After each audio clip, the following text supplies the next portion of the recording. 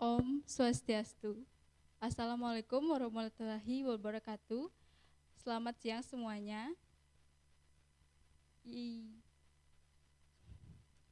Selamat siang untuk Bu Dekan FMIPA, Profesor Dr. Andas Niluhwati Niase, MSc PhD.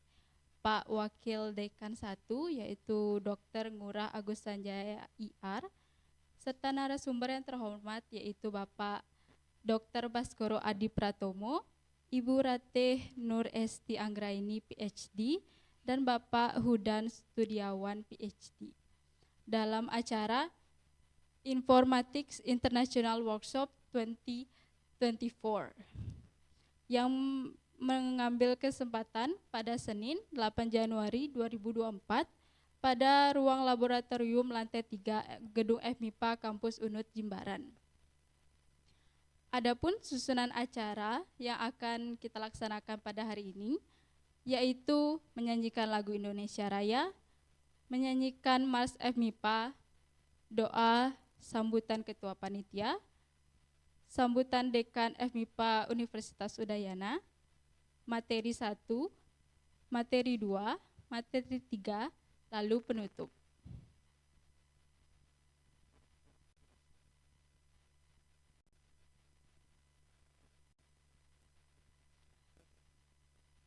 Langsung saja kita ke acara pertama yaitu menyanyikan lagu Indonesia Raya. Semua peserta yang hadir dimohon untuk berdiri.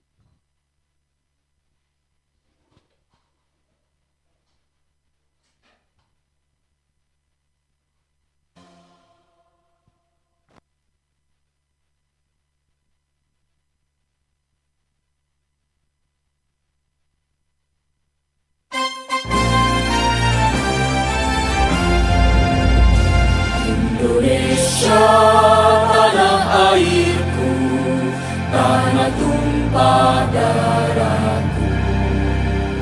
Di sanalah aku berdiri, jadi pandu ibuku.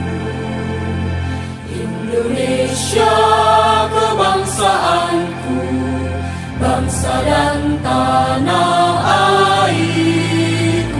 Marilah kita bersatu, Indonesia bersatu. Hiduplah tanahku, hiduplah negeriku, bangsaku, rakyatku semuanya. Bangunlah jiwanya, bangunlah badannya untuk Indonesia Raya. Indonesia Raya, merdeka, merdeka, tanahku, negeriku yang ku cinta. Indonesia Raya, merdeka, merdeka, hiduplah Indonesia Raya. Indonesia Raya, merdeka, merdeka, tanahku, negeriku yang ku cinta. Indonesia Raya, merdeka, merdeka, hiduplah Indonesia Raya.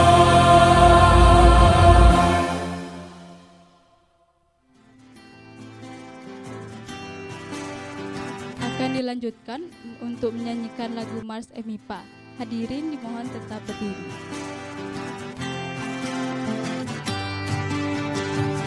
Di bawah panji Udayana kami bersatu padu untuk raih cita-cita bersama demi masa depan. Belajar meneliti, mengabdi tugas kami, mengabdi bagi Indonesia Jaya. Lupakan segala perbedaan, mari bersatu dan berkarya. Fakultas MIPA, lupakan segala perbedaan, mari bersatu dan berkarya. Hanya untuk Fakultas MIPA.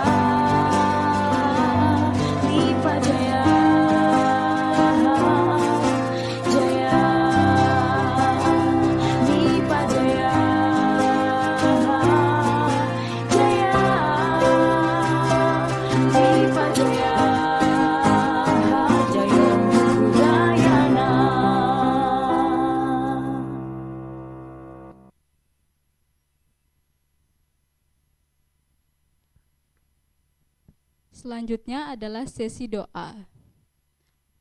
Doa akan saya pandu dan dapat dilakukan sesuai dengan agama dan keyakinan masing-masing. Berdoa dimulai.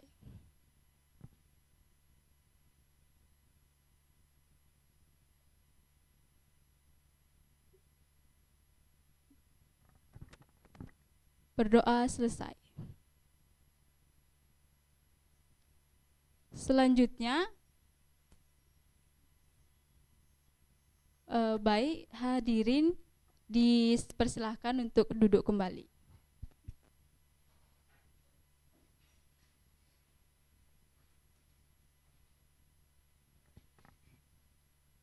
Baik, selanjutnya akan ada sambutan dari Ketua Panitia, yaitu Bapak Agus Mulyantara Eskom Mkom.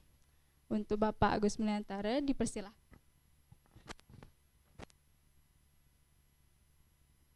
Tes. Baik, terima kasih pada MC.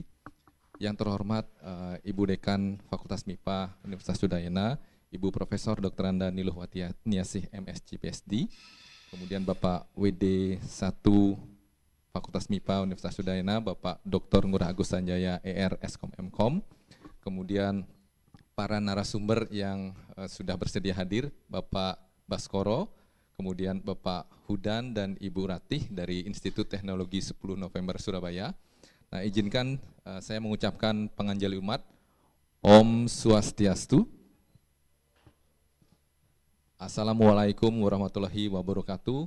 Shalom, salam sejahtera buat kita semua. Pertama-tama kita panjatkan puji dan syukur kehadapan Tuhan Yang Maha Esa, Ida Sang Widiwasa, karena atas berkat rahmat beliaulah kita bisa hadir di sini ya, di acara Informatics International Workshop yang diadakan secara hybrid, melibatkan mahasiswa dari Informatika Fakultas MIPA Universitas Udayana. Kemudian dari Jepang ada 2 orang peserta berdasarkan data yang masuk ya. Kemudian Filipina ada 4 orang, kemudian UK 1 orang, Malaysia 6 orang, dan sisanya adalah dari Universitas Udayana dari Indonesia.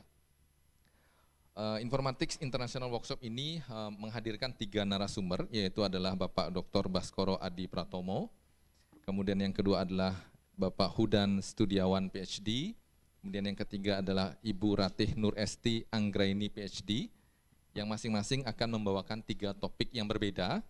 Yang pertama adalah Malware Analysis Using Static and Dynamic Analysis, kemudian yang kedua adalah Writing Academic Paper Using LaTeX, dan yang ketiga adalah Text Classification with Python.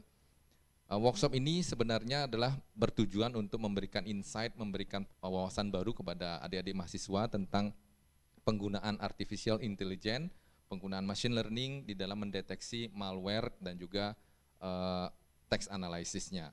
Nanti di akhir akan diberikan materi tentang penggunaan LaTeX atau seperti Microsoft Word begitu ya, sebuah program untuk menuliskan manuskrip atau paper agar bisa lebih mudah masuk ke dalam publikasi internasional seperti ini. Kami mengucapkan terima kasih kepada para narasumber yang sudah bersedia hadir ke Universitas Udayana. Selamat datang, karena di hari ini di pukul 1 kita melaksanakan di tanggal 8, sebenarnya ini adalah masa yang sudah selesai OAS di Fakultas MIPA di Universitas Udayana, tapi antusiasme mahasiswa lumayan cukup tinggi gitu ya. Ada 102 peserta yang terdiri dari berbagai negara tadi yang sudah saya sampaikan. Saya berharap nanti Ibu Dekan dapat membuka acara ini, dapat memberikan sambutan sekaligus membuka acara untuk di acara internasional Informatics International Workshop. Semoga apa yang ingin kita capai di sini dapat terwujud dengan baik, dengan lancar, dan tidak lupa kami mengaturkan terima kasih kembali kepada para narasumber, Ibu Dekan dan juga Pak WD1 yang sudah bersedia hadir, dan juga adik-adik mahasiswa, MC, kemudian tim yang lain, Pak Bayu dan juga Pak Febri. Demikian sambutan dari kami ucapkan terima kasih, kami akhiri dengan Paramasanti. Om Santi Santi Santi Om. Wassalamualaikum warahmatullahi wabarakatuh. Salam sejahtera buat kita semua. Shalom, namo buddhaya. Terima kasih.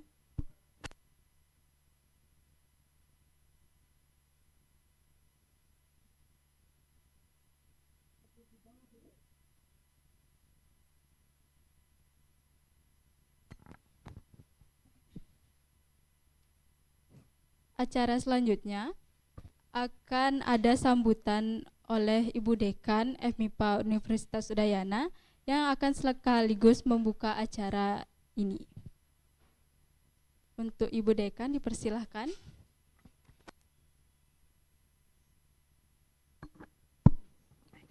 Terima kasih. Om Swastiastu. Assalamualaikum warahmatullahi wabarakatuh. Salam, nama budaya, salam sejahtera bagi kita semua.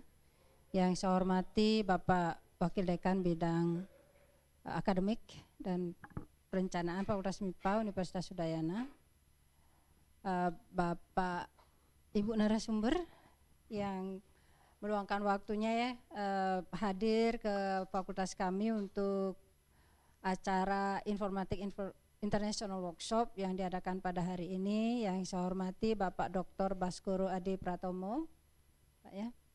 Kemudian ada Ibu Ratih Nur Esti Anggraini PhD, terima kasih.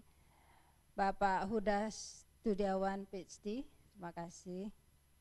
Kemudian ada Bapak Ketua UPIK sebenarnya yang sekaligus menjadi PIC dari acara ini, Pak Agus Mulyantara. Bapak Ibu yang hadir mungkin ya di sini selain mahasiswa, baik. Adik-adik mahasiswa semuanya yang Ibu banggakan, kemudian ada baik yang hadir di ruangan ini maupun secara hibrid mengikuti dari luar sana. There are other students might be participant from other countries who welcome to this seminar or workshop that held today. Sangat senang sebenarnya jika ada acara-acara seperti ini Bapak Ibu, karena ini merupakan satu ajang bagaimana kita ataupun memberikan wadah ataupun jalan bagi mahasiswa untuk meningkatkan kompetensi maupun pengetahuan yang bagi adik-adik mahasiswa informatika mungkin sudah didapat tetapi perlu didalami lagi. Tentu workshop seperti ini merupakan kesempatan bagi adik-adik yang baik untuk menimba lebih dalam lagi, apalagi ada, saya yakin para narasumber ini adalah yang sangat kompeten di bidang masing-masing, sehingga apapun nanti yang dijelaskan tentu sangat kami harapkan, Ibu harapkan itu dapat diperdalam lagi. Karena di luar sana gitu ya, mungkin materi yang didapatkan di sebagai apa ya, di dalam kelas itu kurang cukup, tetapi dengan pengayaan berupa workshop maupun seminar itu diharapkan bisa memperkuat kompetensi atau menambah kompetensi yang sudah didapatkan dari program studi informatika. Pada kesempatan ini pula saya ingin sampaikan bahwa kalaupun nanti pada di informatika ininya sangat berat sekali Bapak Ibu narasumber, jadi bebannya sangat berat karena memang dituntut seperti itu, apalagi dengan adanya MBKM. Jadi pengayaan ini sangat-sangat penting sekali. Mungkin pada saat pembelajaran kurang dijelaskan ataupun memang programnya belum sampai ke sana. Dengan adanya workshop ini kami harapkan dapat memberikan bekal kepada mahasiswa yang akan lulus dari program studi informatika Fakultas MIPA UNUD ini lebih baik begitu, nanti lebih siap untuk bersaing di luar sana. Kepada PIC terima kasih sudah menyelenggarakan ini, kemudian mungkin dibantu oleh yang lainnya ya, karena tiba-tiba tadi saya ini karena belum baca surat jadi saya tadi menguji pagi ya, syukurnya diadakan pada sore hari ini sehingga saya bisa hadir di sini dan menyambut Bapak Ibu narasumber yang sudah berkenan untuk bersharing ya keilmuan maupun keterampilan yang dilakukan. Karena ini merupakan workshop bukan seminar ya Bapak, nanti mungkin adik-adik akan diberikan pendalaman lebih tentang materi-materi yang akan disampaikan. Nah itu kiranya yang dapat saya sampaikan, dengan harapan semoga workshop yang diadakan pada sore hari ini dapat bermanfaat dan menambah wawasan, pengetahuan maupun keterampilan kepada para peserta, sehingga akan lebih siap lagi untuk terjun nantinya ke lapangan. Untuk itu pada hari ini Senin tanggal 8 Januari tahun 2024 saya buka acara Informatics International Workshop yang diselenggarakan oleh program studi Informatika Fakultas MIPA Universitas Udayana secara resmi.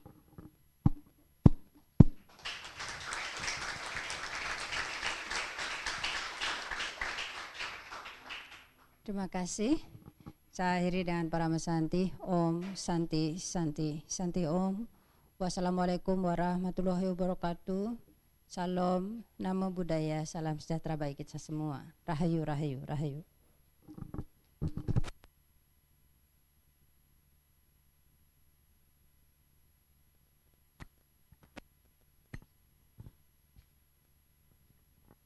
Baik, selanjutnya akan diadakan sesi foto bersama.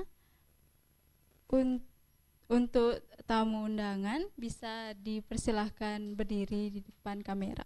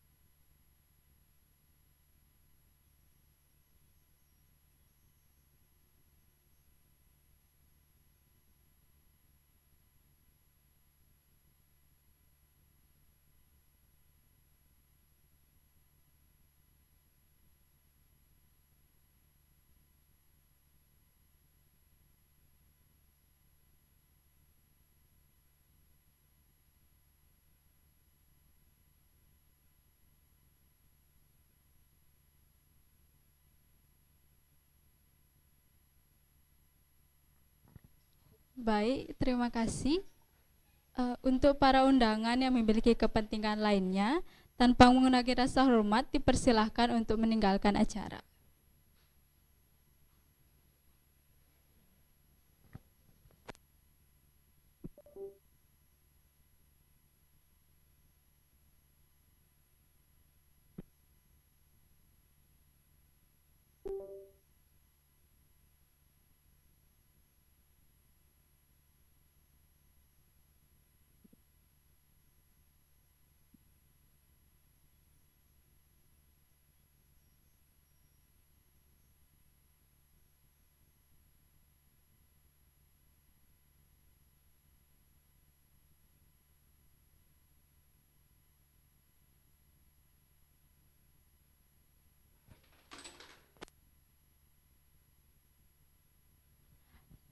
Acara selanjutnya kita akan langsung memasuki pemaparan materi pertama oleh Dr. Baskoro Adi Pratomo.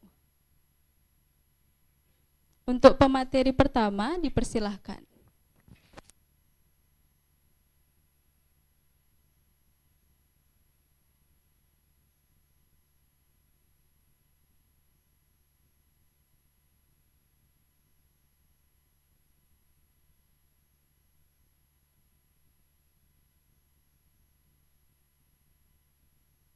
Oke, baik. Selamat siang adik-adik semua. Oke, baik. Semoga sudah makan siang ya. Jadi kalian sudah semangat. Semangatnya mana nih? Coba jawab selamat siangnya dengan semangat ya. Selamat siang semua. Oke. Baik. Kita akan masuk ke acara pertama ya. Jadi sesi pertama ini adalah mengenai malware detection. Kalau Pak Baskoronya menyampaikan kepada saya bahwa sebaiknya kalian akan ada praktek gitu kan ya. Jadi sebaiknya kalian menyiapkan laptop untuk prakteknya gitu. Kalau misalkan tidak ada, boleh join dengan teman yang membawa laptop sebelahan atau gitu ya, biar langsung kelihatan. Oke? Ya. Kalau misalkan mau connect ke WiFi pakai apa Pak Bayu? Akreditasi. Pakai koneksi akreditasi, passwordnya akreditasi MIPA huruf besar semua. Tapi C-nya itu pakai angka 1 ya. Akreditasi, I-nya pakai angka 1, MIPA biasa. Sambung semua huruf besar semua. Ya. Oke. Sudah siap semua ya? Oke, kita akan masuk ke sesi yang pertama dari Pak Baskoro yang judulnya adalah Malware Analysis Using Static and Dynamic Analysis gitu ya. Oke, kami persilahkan kepada Pak Baskoro untuk memberikan materinya. Silakan Pak.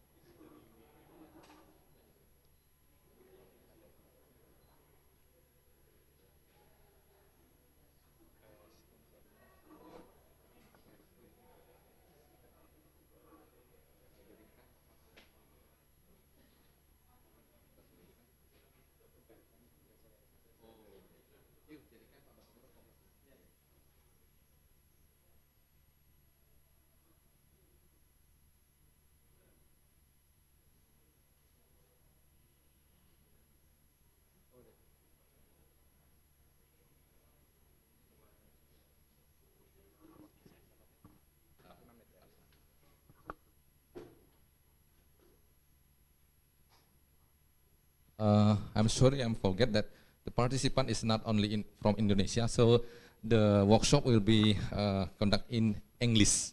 Yeah, okay, there's no problem for us. Okay, please, Mr. Baskoro, the session is yours.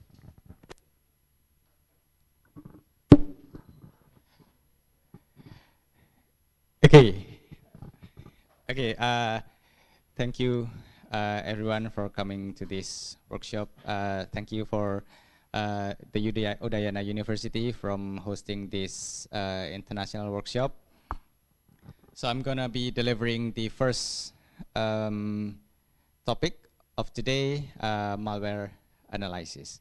So you can practice with your own computer. I would recommend you to do so, but please bear in mind that the malware that I'm going to be sharing is an actual malware. So it might destroy your computer if you don't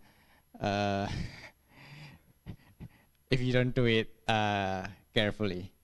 I would recommend using VirtualBox or any kind of virtualization. You can also join the Zoom meeting. There are some links shared by the assistant. Those are the apps that you need to use to do malware analysis. Right. So we don't have that much time, so I'm gonna start the meeting. Oh yeah, the malware samples can be downloaded from its.id/cyberdesk_malware. Hang on.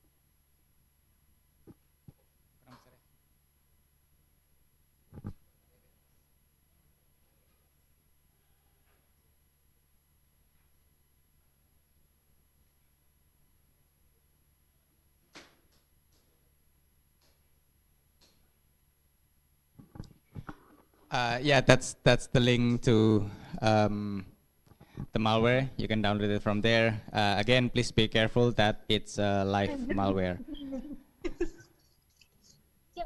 And the password for the malware itself is infected. So all the malware are zipped into one file, and the password is infected. INFECTED. Okay.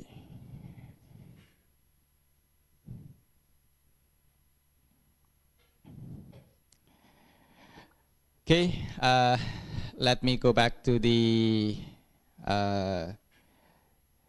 workshop first. Okay, so has anyone ever had any malware in your computer? Do you have any? No? No? Well, you're lucky then. Okay, so we have some malware. You probably know some type of malware like viruses, worms, Trojan horse. If you like to download pirated games, pirated apps, some of those might contain malicious software. So I'm not going to explain about malware, but I'm going to explain why do we need to analyze one.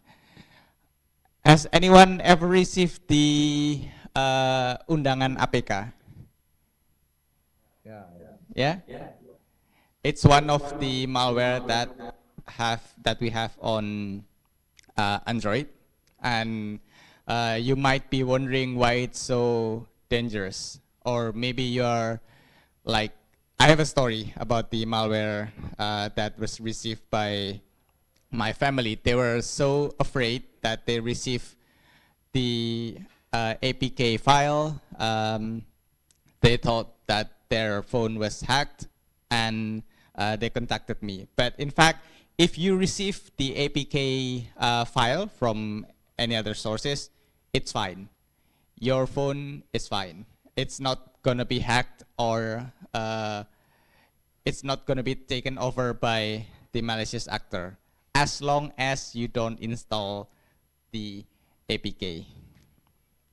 So how do we know? How do we know that? How do I know for sure that it won't break your phone if you just receive the APK? Because we did the malware analysis. So the purpose of doing malware analysis is to first to determine exactly what happened. So we know what happened with the malware. We know what they did. We know what they will do to our system, and we know how to clean our system if there's any infection to our system.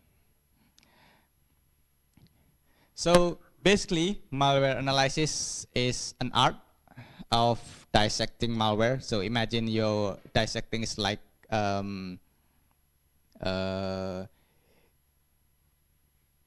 if you face a dead body, usually the forensic doctor will open up the body and stuff. That's called a dissecting. So we do dissect the malware to understand first how it works, how to identify the malware, and how to defeat or eliminate it.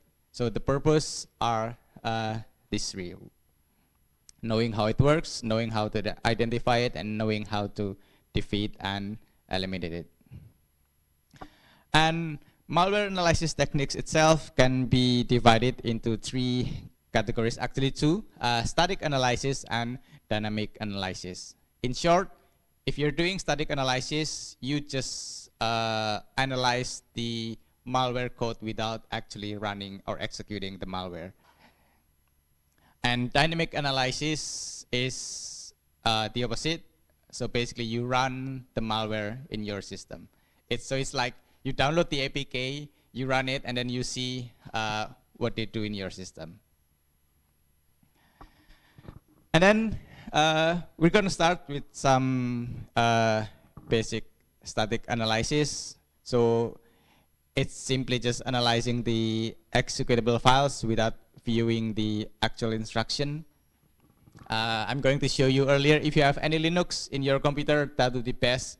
If you don't, please don't use Windows, but because first your malware will be detected by Windows Defender. And if you turn off the Windows Defender because you just downloaded some pirated games or apps, well, that's really dangerous. Okay, so the pros of doing the basic static analysis, this is like the most elementary things that you can do for malware analysis. Everyone should be able to do it. With this, you can confirm whether the file is actually malicious or not, and it provides quick information about its functionality. But the problem here is that it's very ineffective against sophisticated malware, and that's caused us to miss some important behaviors of the malware. So these are some basic static analysis that I usually do. There are 4 steps. The first one is to use hashes to identify malware. Do you know hash is MD5? Have you heard of MD5? Yeah. So basically, we calculate the hash of the malware file and then try to find out whether it's malicious or not. And then I'm going to explain it first before showing it to you. And then next is to use the command, Linux command like file or binwalk. And then we can also use another command from Linux called strings. It lists all the printable strings in a file. And then we can also look for function names or imported libraries. And then lastly, we can also use an antivirus tools to confirm maliciousness. So before we go further analyzing the file, the sample that we receive, sometimes we want to make sure whether it's already detected as malicious or not. And for that, we have a website called Virus Total. The problem with basic static analysis is that first, it's the malware itself can be obfuscated. So I believe you have written some codes, right? And then you may be able to read some of your friends' code or some codes from the internet. But with obfuscated, the code will be scrambled. So it's like reading gibberish message, but it's actually a code.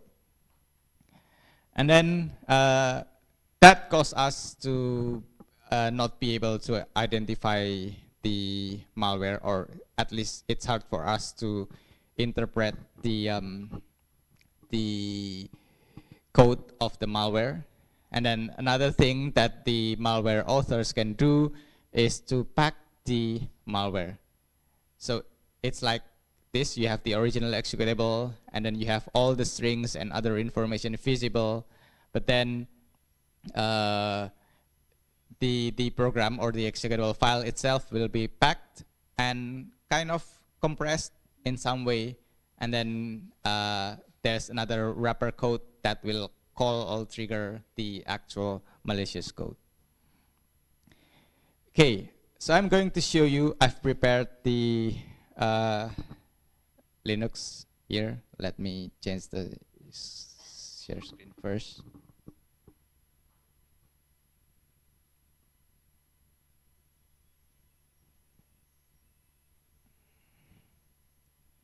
Okay, I'm using Kali Linux, but you can use any Linux distribution that you have.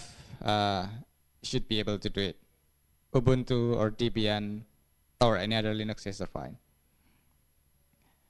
Okay, so I've downloaded the sample, extracted it with the password infected, and then in one of the directory, so if I go up a bit, so this is what it looks like. I can go into one of the examples.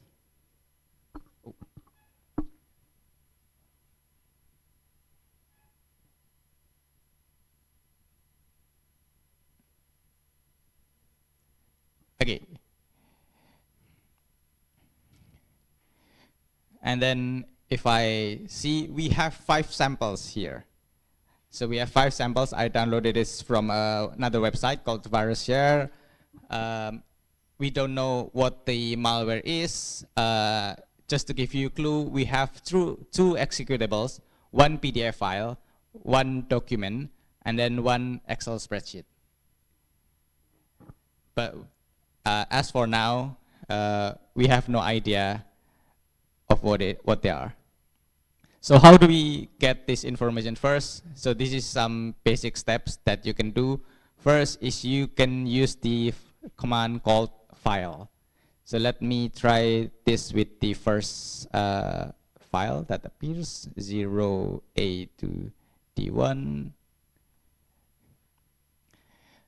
So if you look at the screen, it shows that this file, VirusShare 0A to D1 and so on, it's an executable file. So it's an exe file.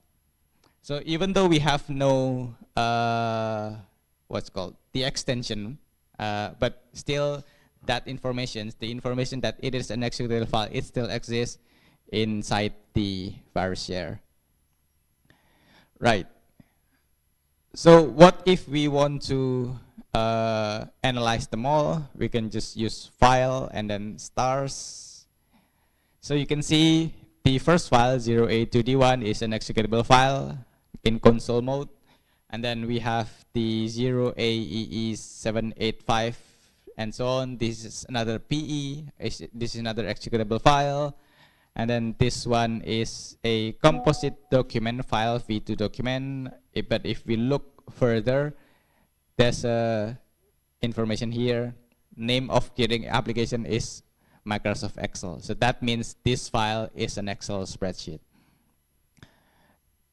The fourth document is pretty similar. It's another composite document file. But then if we look further, we have this one. The name of the creating application is Microsoft Office Word.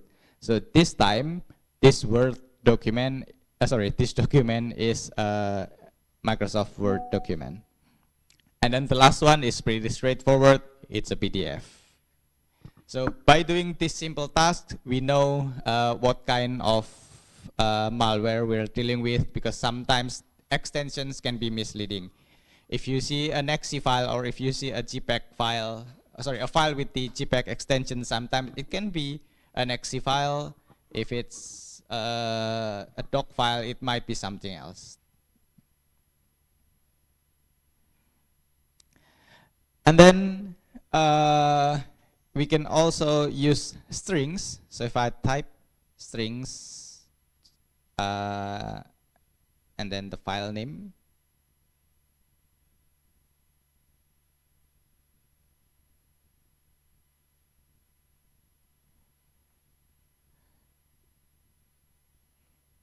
going to use the first example again.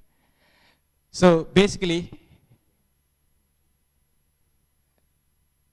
yeah. Oh wait, no, it's not. Belum.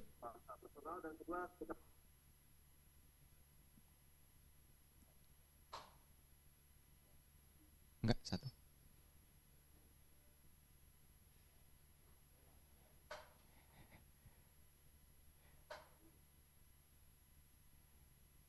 Okay, there's a problem with the screen connection. Maybe please wait.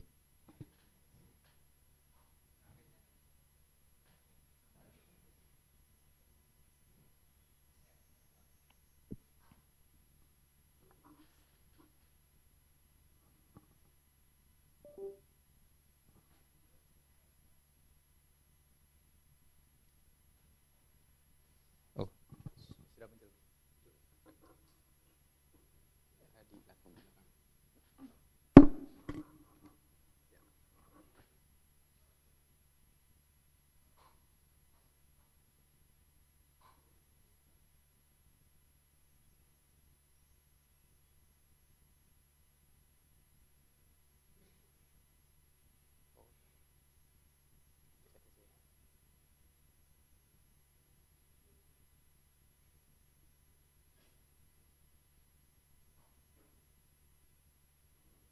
Ini bukannya beda ya? Bukan ke sana. Yes, PC bisa.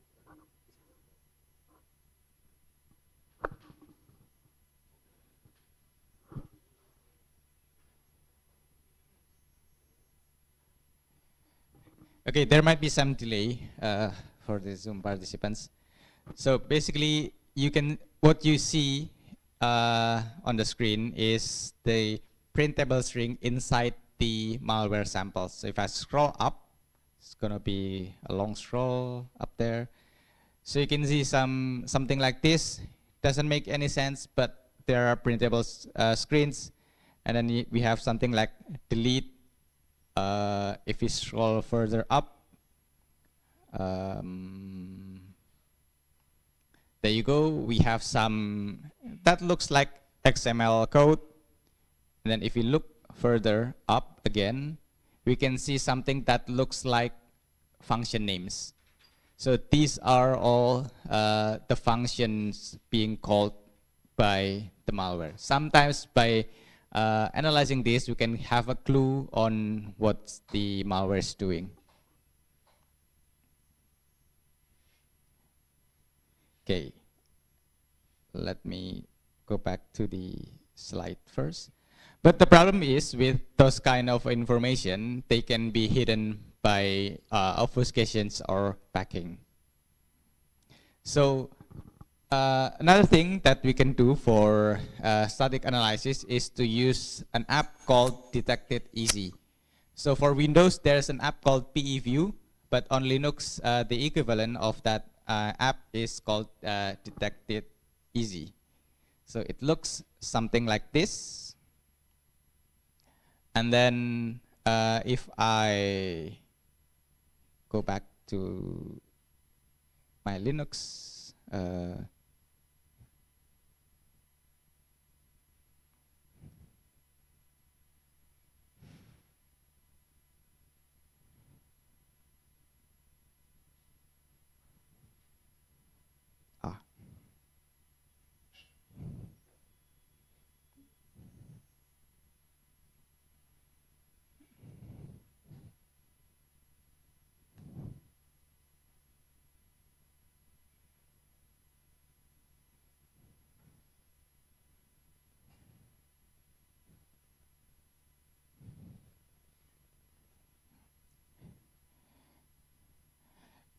oh, unfortunately, there are some libraries that are not installed on my virtual machine. But basically, if we go back to the, this is the interface of Detect It Easy. The things that we cannot do with files and strings is to identify whether the malware is using a packer or not. While in this example, if you see on the screen, there's a highlighted red line in here. So it shows that this malware or this app was built or created by using a packer called ASPack and so on. And then you can also do some disassembling and find more information with Detect It Easy, but usually for basic static analysis, we don't do that far. And just for information, because mostly we're dealing with Windows malware, we have something called PE file or portable executable file. So the exe files that you have in your computer, it's called PE file. And for each PE file, they have a specific format. So for example, in this case, all PE files must be divided into several sections. And we have the text sections, the R data sections, the data, I data, E data, P data, RSRC, relog. And the most important part or the most important section that you should look at is usually the text section, because it's the part that contains the executable code. So this is our practice. You can do it in your own time. You can download the malware samples from here, the its.id/cybertest malware, and then you can try to find out whether the files are packed or not, and then you can try to find out any readable strings inside the file. And if you have downloaded Detect It Easy and successfully installed it in your computer, you can just run it. Okay, so now we move on to advanced static analysis. What we do in here, what makes it different from the basic, is that we will reverse engineer the malware's internal by loading the executable into a disassembler and looking at the program instructions. So some of these terms might be confusing for you, like what is a disassembler? What is a program instruction? So before we go into that, I'm going to tell you why do we need to do this, because with reverse engineering or advanced static analysis, it tells us exactly what the program does, because we look at the code, we look at how the program flows. But the cons here is that it has a very steep learning curve, because you have to learn first assembly, and then you have to learn how to do reverse engineering, and then you have to learn how memory in a computer works, and so on. So to give you some opening insight first, maybe if you have forgotten about this, So when you build a code using high-level language like C, in this case, you have the C, in C, printf, hello, blah, blah, blah, and exit. This code, when you compile this code, it will be translated into machine code. And what we call machine code is literally a series of 0 and 1 formatted in hexadecimal format, like this one, 55, 8BEC, 8BEC, 40. The problem with machine code is that it is hard to understand. How should we know that what 55 means? How could we know that 8BEC means? It is really hard to understand, which is why we sometimes, when we want to analyze malicious executable, we disassemble it. So disassembling is actually translating back the machine code back to the intermediary language like assembly. So 55 could mean push EBP. 8BEC means move ESP to EBP. And then 8BEC 40 subtract the value inside a register called ESP by 40. So this is what we do, and why don't we translate it back to the original language? The problem is sometimes when a compiler compile a program, it removes some informations like the variable name, or they make things more efficient so that the program can run faster and so on. That's why when we have the machine code, sometimes it's hard for us to return it back to the original language, but we can always return it back to the assembly. And to do reverse engineering, we are going to use some of these applications like Ghidra, Radar2, or IDA Pro. All of these are free, well, except IDA, because as the name implied, IDA Pro means there's the IDA that is not Pro.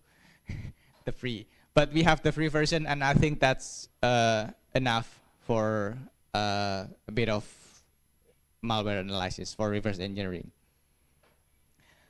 But for these apps, Ghidra, Radare, and IDA, they mainly work for desktop applications. But if you want to analyze Android applications, which we are going to do next, we can use GADX. And we're going to take example from the famous Undangan APK. We'll see how it actually works. So this is the interface of GADX. You can download it for free. And let me show you.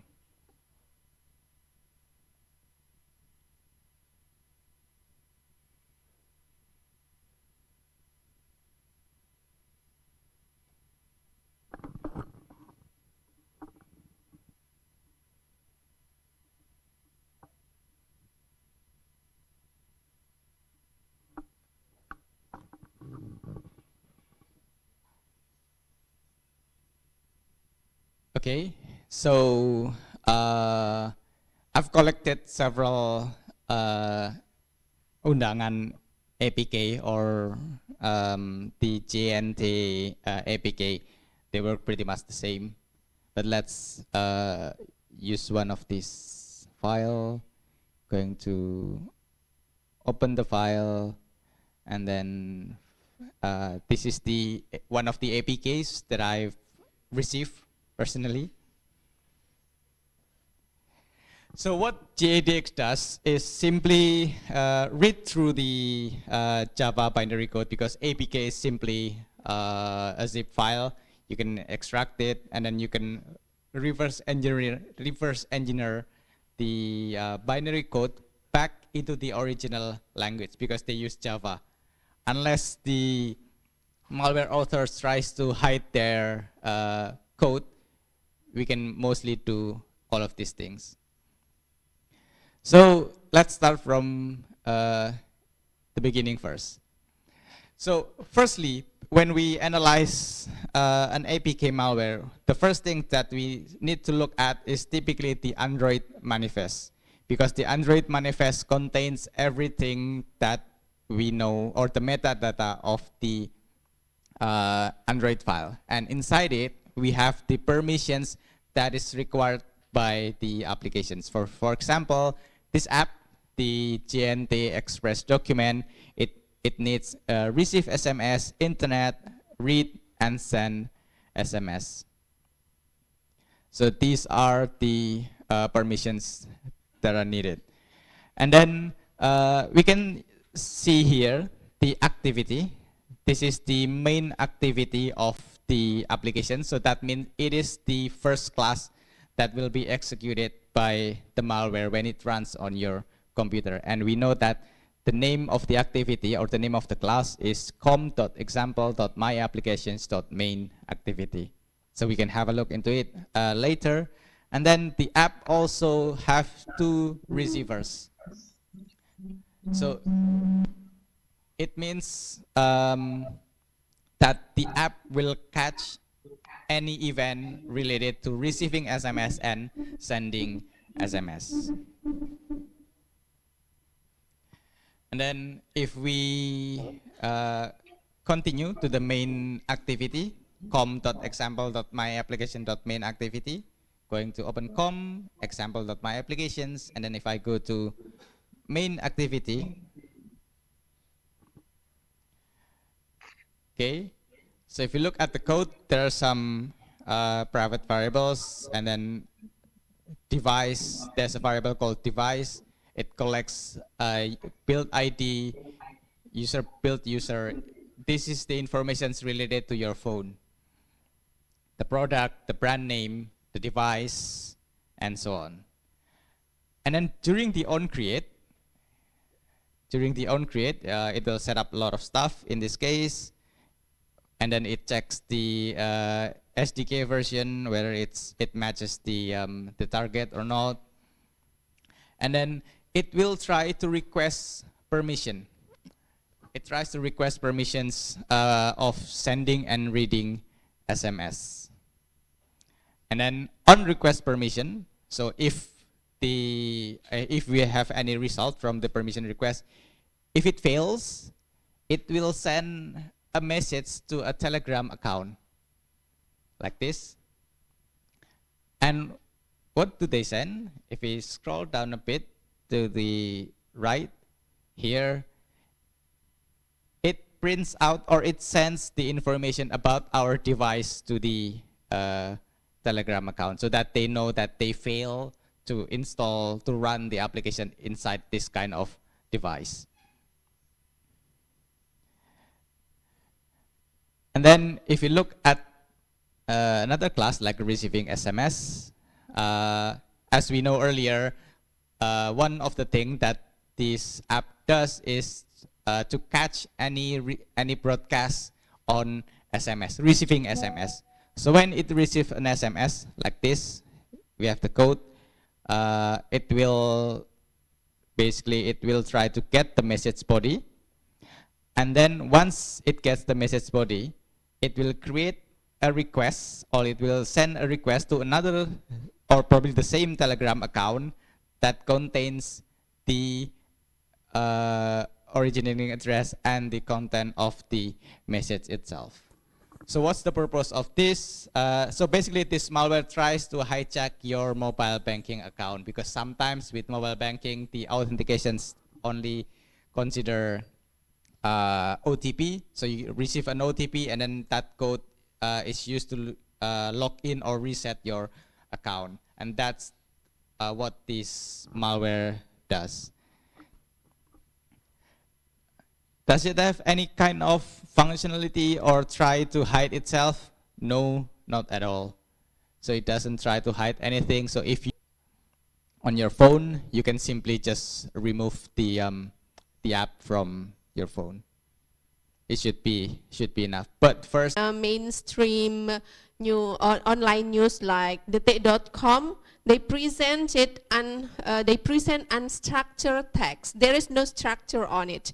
So we want to find some information from this unstructured text and then find a meaningful pattern or find some insight from this text. Like for example, you want to find the topic on a certain text, or you want to summarize a text, or maybe you want to find whether this text has a hate speech or not, something like that, then we can use text mining to do this task.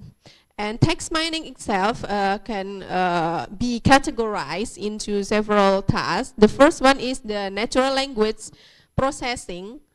Natural language processing. So natural, from the word natural, it is we want to teach the computer to understand the human language. So when we teach other to our friends every day, they will understand what the meaning of our sentences. We want our computer to understand these sentences. So we have to teach them to do this. That is in a natural language processing. The tasks in the natural language include text categorization or text classification. We want to classify the text into a different class or different category. Then it is included in text categorization. And then the other task is summarization. When you want to summarize a long text into several sentences only, then this job is called summarization, text summarization. The other job is topic mining. So you want to find the topic, or you want to find the label for your text. Like for example, when you have a text or a news, what is it about? Oh, maybe this is about an accident. Maybe this is about what else? Maybe this is about criminals, or maybe sport, and so on and so on. Those are topic mining.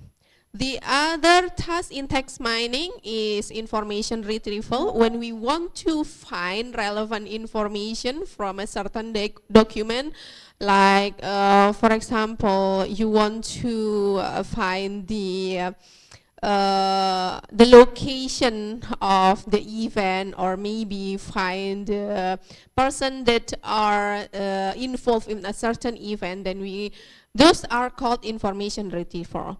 The tasks in the information retrieval include stemming. Stemming is when you want to get the basic structure of the words, like for example, menyederhanakan. Those can be stemmed into sederhana. The basic word is sederhana, something like that. Or the tokenization. Tokenization means we want to put the sentences into several tokens. Tokens is word. It could be words, unigram, or maybe bigram, or maybe it can be phrases, it can be sentences, something like that. The other thing is information extraction. This is to extract information from free text into entities, attributes, and relationship. The task is include feature engineering, like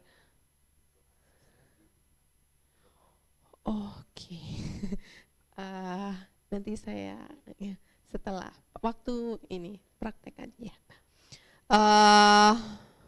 Includes the feature engineering when we want to convert the text into numbers, because computer doesn't understand text. Computer only understand numbers. Maybe when you are in your first year, you are thought about digital system where the computer only understand 0 and 1 and so on. So there's text. Computer doesn't understand text. Computer doesn't understand human language. So we have to change this into numbers. We have to change this text into numbers. Those are called feature engineering.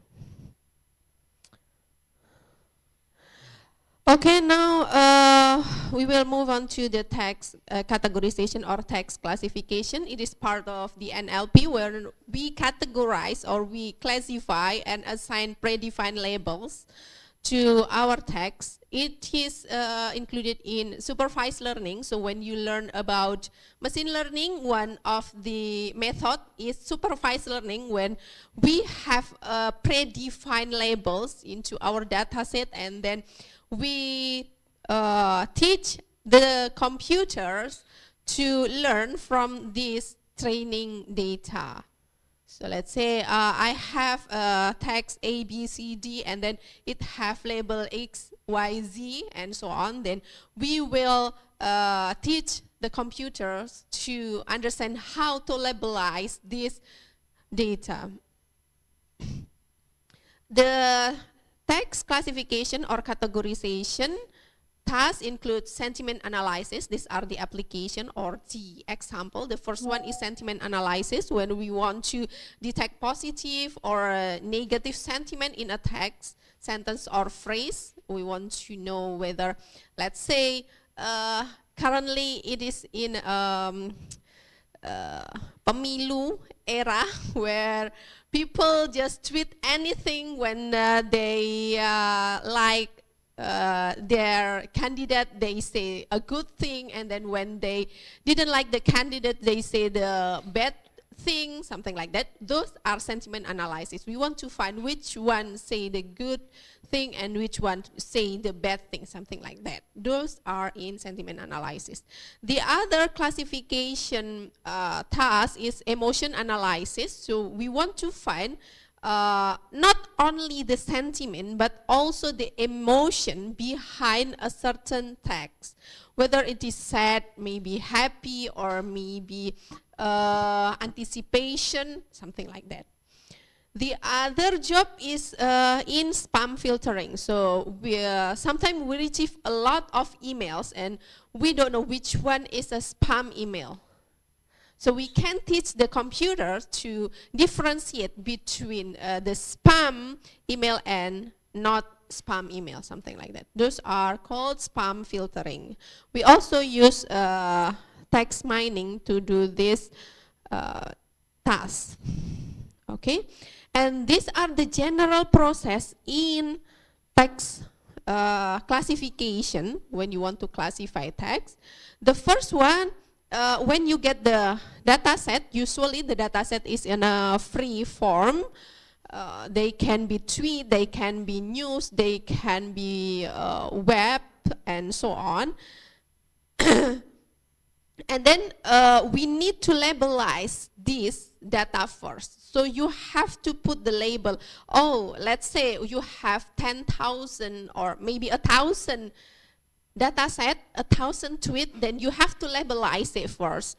The first is positive, the second is negative, and so on, something like that. And then we will use this for the training and testing data. After we have the data set and then we labelize it, then we will move on to the text preprocessing. These are the standard preprocessing. Consists of stop word removal. This is to remove the words that are not important, something like yang, ke, and then what else? Di, something like that. These are not important words. Then we will remove those type of words. It is called stop word removal. And then we will do the tokenization. Tokenization is we are cutting, or we are convert our sentences into several tokens or words. So like for example, saya pergi ke Surabaya, then we can tokenize it into saya pergi ke Surabaya. And then the ke has been removed using the stop word removal. So there will only be saya pergi Surabaya. Those are the important words. So we make this, each of this into a token, one token. The first token is saya, the second is pergi, the last one is Surabaya, something like that. And then we do stemming. Stemming is the task to make the words into the basic words, like memberikan. Then we will change it into beri, something like that. Penghargaan, it's become Recording in harga, progress. something like that. Or lemmatization. Lemmatization only works in English because bahasa Indonesia doesn't have lemmatization. Lemmatization is like in English, like for example, the word is changing, like in good, worse, good, better, and best. Those basically are the same basic word, but they are changing. All of them are changing. Those are called lemmatization, and there is no lemmatization in Bahasa Indonesia. Those are the second step. The next step is feature extraction. These are the process of transforming our text into vector representation or into numbers. You can use TF-IDF, and then you can also use one hot encoding, or you can also use back of word, something like that.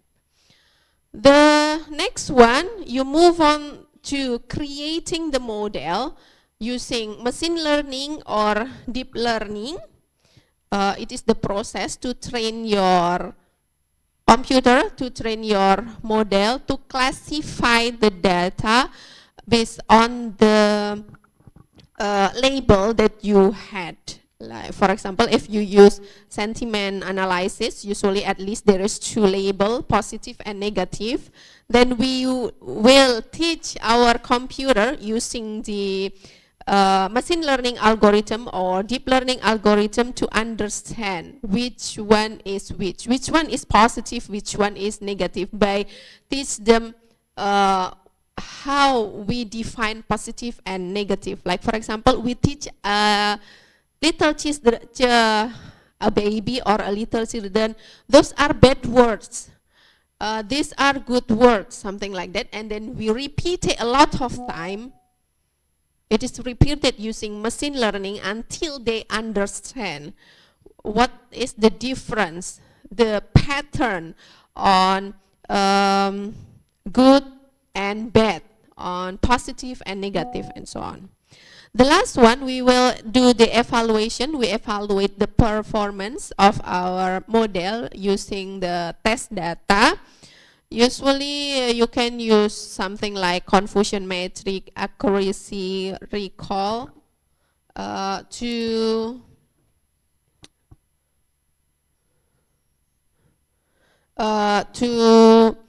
evaluate the performance of our model.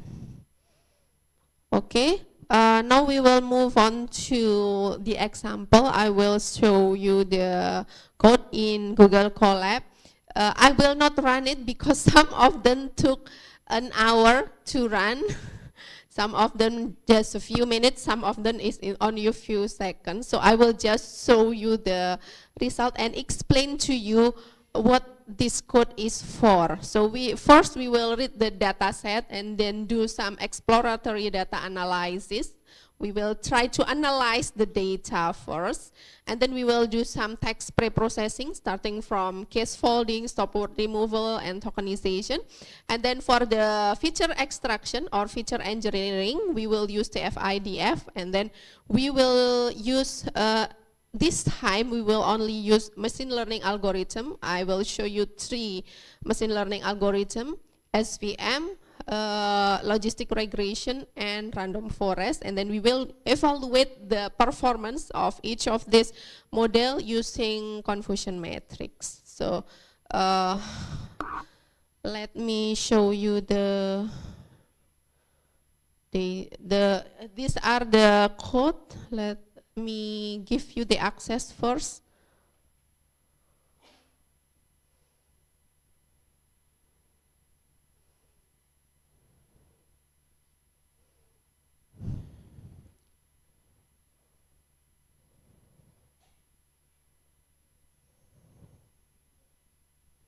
Okay, you can view it now. You can view it now. I have give you the access to it. So these are the bisa nggih, Pak? These are the code in Google Colabs. First, we will have to. Sorry, some of them are still in bahasa. But basically, you have to import. If you are gonna do some text mining, then there are several library that you have to import to your Google Colab. Google Colab is free as long as you don't need to run it in a very complicated deep learning. Then I'm sure you can do it for free, because sometimes if you use deep learning, that's why I also didn't use it in this example, it needs 12 hours just to run it, and then after that it's error because it only give you a few, yeah, because it's free, basically because it's free. So yeah. So for you need to import some pandas, the library, and then you need to import NumPy, and then later you also need to import some sklearn and LTK and so on. You can just run this later. You download it first, so you download this first file, simpan first, or salin to your drive first, then you can run it on your own Google Colabs, not here. And then the data, I put the data in my drive, so I need to the access to my Google Drive first. The data is here. Where should I put this? I will give the link to the data set in the Zoom.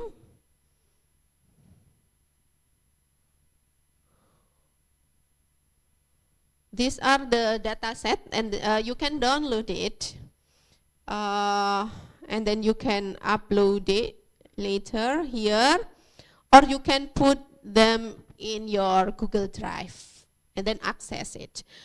In this example, I upload it in my Google Drive, and then I need access to my Google Drive.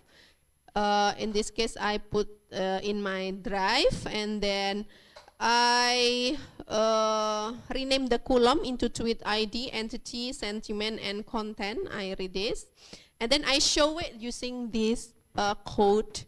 These are my data set. Here, you can see here, I have 74,000 data. 74,000 data, because if you use machine learning or deep learning, the more data you have, then the result will be better. If you only use 1,000 data, most likely that the result, the accuracy or recall, F1 score, and so on will be very low. So you need thousands of data to do it. You remember ChatGPT? It has billion data. I don't know how many. That's why the result is also very good. So the more the data set, the better. But when you read the data set, it will take a lot of time. When you process the data set, it also will need a lot of time, for sure. Okay. These are the data. The example consists of the tweet ID, the entity here as what is it about. We don't really need it for a sentiment analysis. What we need is the label.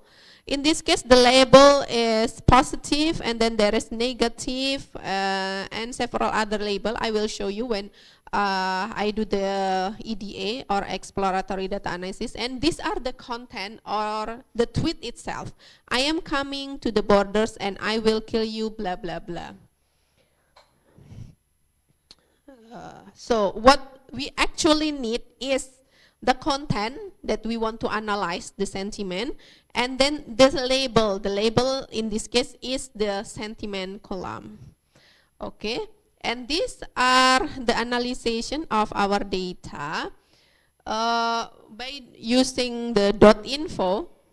train.df is the name of the data frame, because you need to put them in the data frame first, and then we want to find the information on this data train. It can show you the number of the row. In tweet ID there is 74,000 rows that are not null, but in content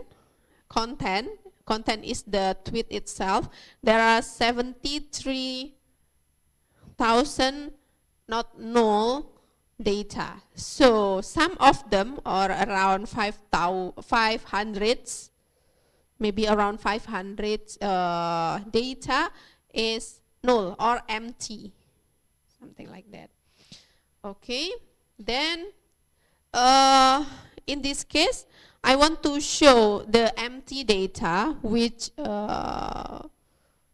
tweet ID or which row are empty.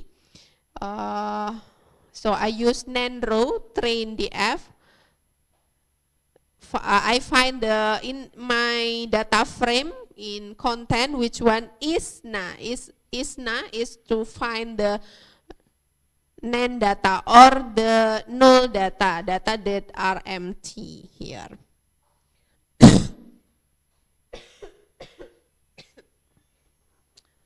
So I find 600 data. 600 data is empty, and then because I will not need this data, then I can just drop this data using train.df drop. Then I can drop the NaN-row data or the null data in the content. So now I have 73,999 row of data that are not empty. Then after that, I also want to find which data is duplicate, because some tweet are duplicate. They just copy paste, or they just want to tweet it several times. Then I can use train duplicate to find which one is duplicate. Then after I find the duplicate data, I can drop it just like the previous one. I drop the duplicate data, like these two data. This two is duplicate. The content is duplicate. Then I will drop this data because it will not give much of result to our training. Then I find 5,000 data are duplicate. Then I will drop the duplicate data. So now I have 68 data, 500 data that are not duplicate. Okay. Then I do some EDA or another exploratory data analysis to find the distribution of data in my data set. You can see here, there are 4 labels in my data. The first one is positive, and then there is negative, there is irrelevant data, and there is a neutral data. 30% of them are negative, 27% of them is positive, and so on. I use this code to show the dataset distribution. So I know what is the distribution of data, because sometimes the data distribution is very imbalanced. Like for example, you have 10,000 data, but 9,000 900 of them is positive and only 100 of them is negative. That is a very bad distribution. So for this type of data, you have to do some balancing, whether you cut the data or maybe you duplicate the data for the to get the data that are more balanced. In this case, in our example, it is quite balanced, not too much different between one class to another. One is 24 and then 27 and 30. It is not too much difference. Then we can just use as is because we can say that it is quite balanced. Then I want to know what is the word that are basically appear a lot of time in my data set. In this case, I only show you the positive data. Then I can use the something called word cloud. These word clouds show the number of times that those words appear in your data set. In this case, in the positive data set.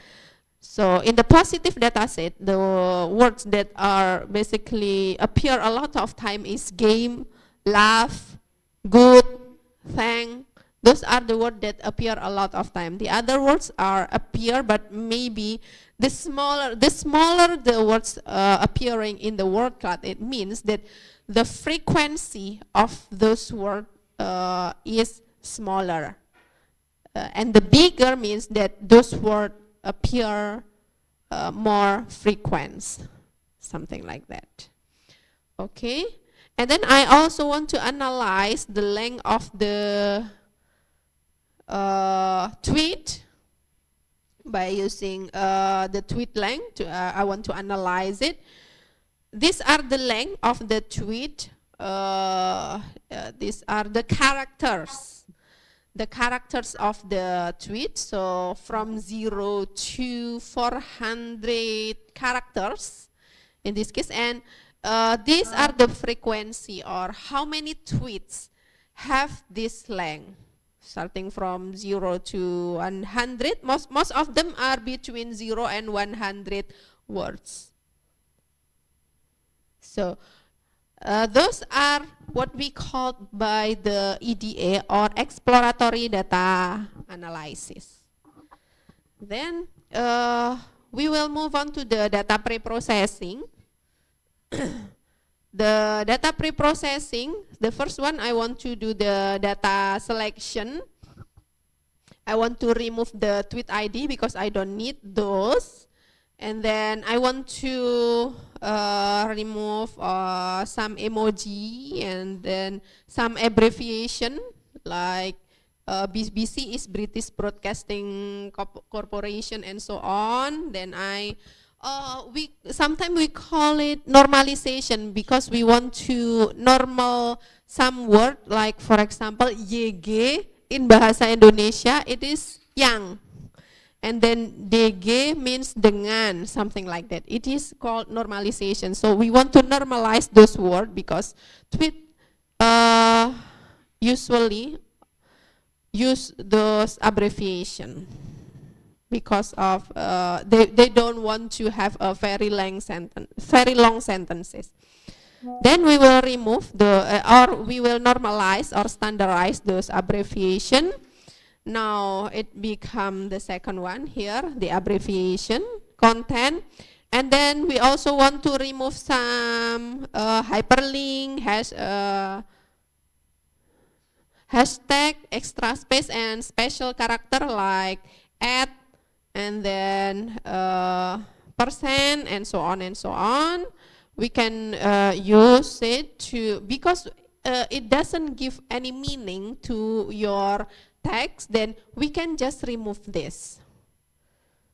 And then after that, we can do some case folding or lower casing. So we will make all of our sentences or words into lowercase. Then we tokenize it into several token. In this case, the token is word. So each sentences will be convert into tokens. Then we also, this one took a lot of time, more than an hour. This is to remove the non-English words, so it will translate this. This will translate the non-English word, like I analyzed the data before, and it shows some Arabic and then Thailand words. So it will translate using this dictionary, ANUS dictionary. It will translate those data into English words. Then we will remove the stop word by using the English stop word from NLTK. This library NLTK is very good. It has stop word removal, so you can just use this. You don't need to create your own stop word. You can just use NLTK. And in Bahasa, usually you can use Sastrawi. It is called Sastrawi. So you can just use the stop word from Sastrawi. Okay. And then after we do the text pre-processing, then we can do some feature extraction. As I said before, feature extraction is the process of converting our data set into vector or into number that can be understood by the computers. So by using sklearn TF-IDF vector, I will convert my data into number. Look here, the data has become numbers. These are the vector of our data. This is 52,000 times 50 times the number of words in your data set. So if you have 1 million words, then it will be 52,000 times 1 million. Those are TF-IDF. The calculation itself, you can find the calculation of TF-IDF. There are a lot of web that explain on how to calculate the TF-IDF manually. But we can just use the sklearn feature extraction to do it. You don't need to do it manually. You can just use sklearn. Okay, now we will move on to the modeling. In this case, I will show you 3 types of modeling. The first one is SVM, support vector machine, using the linear kernel. You can see here that the accuracy for SVM is 74%. It's not very good because usually you aim for 80% or above. It is not very good. So maybe you need to do some hyperparameter tuning where you try to change the value in the SVM parameter so it can give you a better accuracy. And then I also use, these are the confusion matrix of our data set. In this line, it means that it is correctly labelized using your model. But here, it should be here. It should be here. It should be irrelevant, but your model predicted as negative. Here, it should be irrelevant, but your model predicted it as neutral, and so on. These are the meaning of confusion matrix. So these are the true label, and these are the prediction label. That's how you read this confusion matrix. The second one is LR or logistic regression. In this case, logistic regression give worse performance, only 71%. So then I try another machine learning model, which is random forest, and I get 86% accuracy by using random forest classifier. Okay, I think that's all for my presentation. We can move on to the question and answer if you have any question. Thank you. Okay, thank you, Ibu Rati, for the great explanation and great presentation. And now I would like to invite you to give some question for. Okay, one question, maybe two question. One, another one. Okay, let's try to the first question first. Your name. Check. Okay, good afternoon everyone. Thank you for the chance given to me. My name is Imade Alit Dharmaputra, and I have one question. Several weeks ago, my friends and I had a project. We did text classification in a tweet and decided whether the tweet is hate speech or not. And here we are comparing two model, which is random forest and SPM, and also our result is same with your result, which is random forest model is outperform the SPM model. And my question here, when we export the model into file, our random forest model size is 1 gigabyte, but the SPM model is only about 100 megabyte, and the difference of our accuracy recall and our F1 score is only 1%. My question is, does this model size can be a consideration that SPM is better than random forest? Okay, that's all. Okay, thank you, Alit. Maybe another question? Okay, that's all. Thank you. This answer, Ibu. Yeah. Yeah, random forest it is like the decision tree, but consists random because it is forest. It consists of several trees, right? So it depends on how many trees you have in your random forest. So if you have thousands of trees, then your random forest will be very heavy.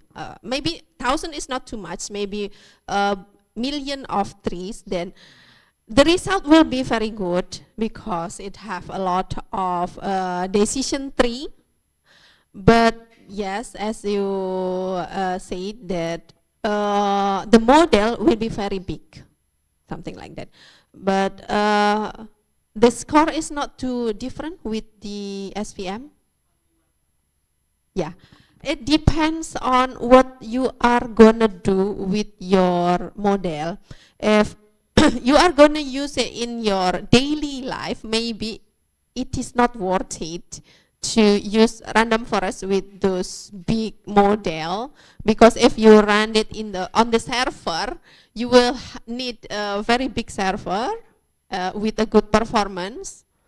But if you only want to find which one is better, then it is worth it. So it depends on what you need with your model, whether you are going to really use it or you are just doing it in laboratory just for research or something like that. Okay, thank you. Okay, thank you, Ibu Rati. Any comment from Alit? Interesting. Okay. Maybe another question about the text classification.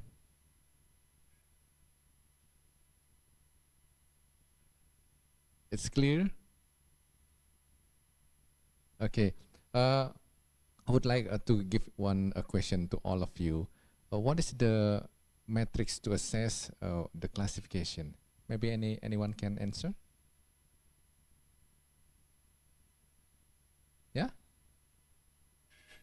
What's the metrics? Conversion matrix, yeah, that's right. And how about the step for the classification? Maybe anyone can give one simple answer about the step for the text classification. Maybe at the first, Ibu Rati has already explained that. To make sure that you, to make sure that you hear. Anyone can answer?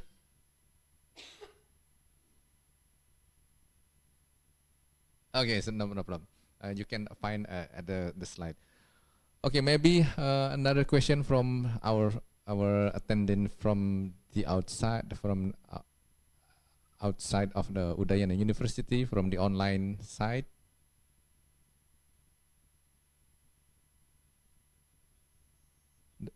No? Nobody here? How many people? Berapa Bayu? 38, okay. Okay, yeah. I think it's clear about the text classification, and I already share you about the material. You can download it from our groups, and Ibu, maybe the team from the ITS has already share it in the Zoom chat. You can find it all there, and you can learn about that. Okay, thank you, Ibu Rati. And now we go to the next session from Bapak Hudan Sudiawan. It will talk about writing academic paper using latex. Yeah. Okay, give great applause to Ibu Rati.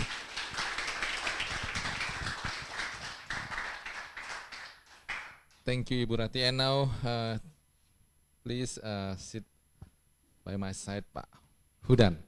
Mr. Hudan and Mr. Baskoro is my colleagues actually when I study at the master in the ITS, Institut Teknologi 10 November. But now they already got the PhD. So I hope I can join the PhD group after this. Okay. Yes.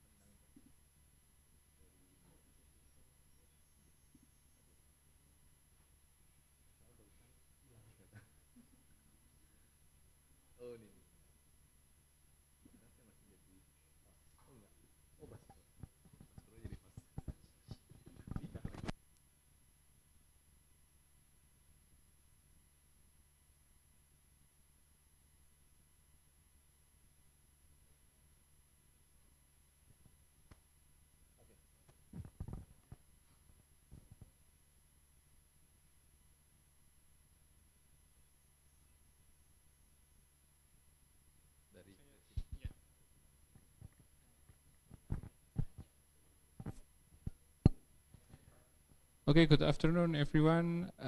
We will go to the next session. In this session, we will discuss about writing academic papers using latex.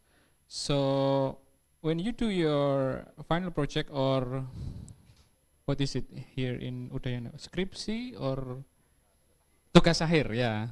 Your tugas akhir or final project.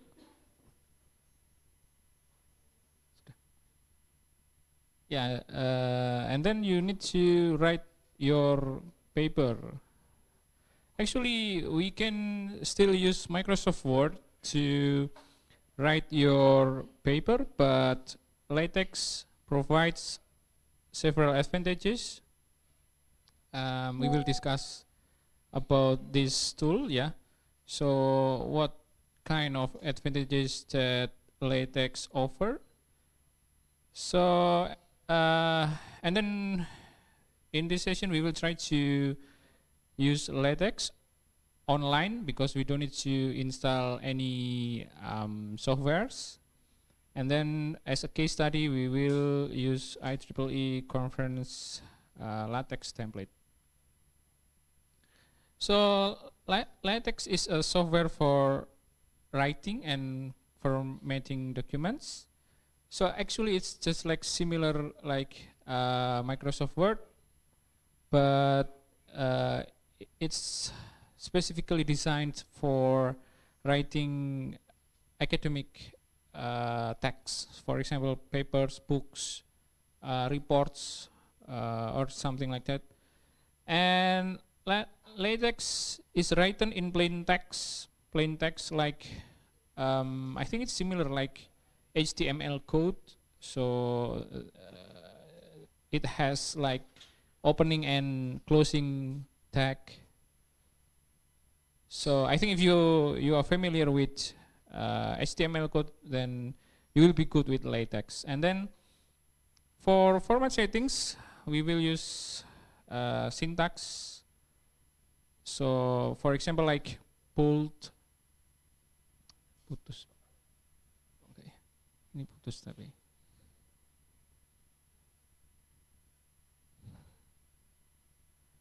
Tapi masih nyambung sini.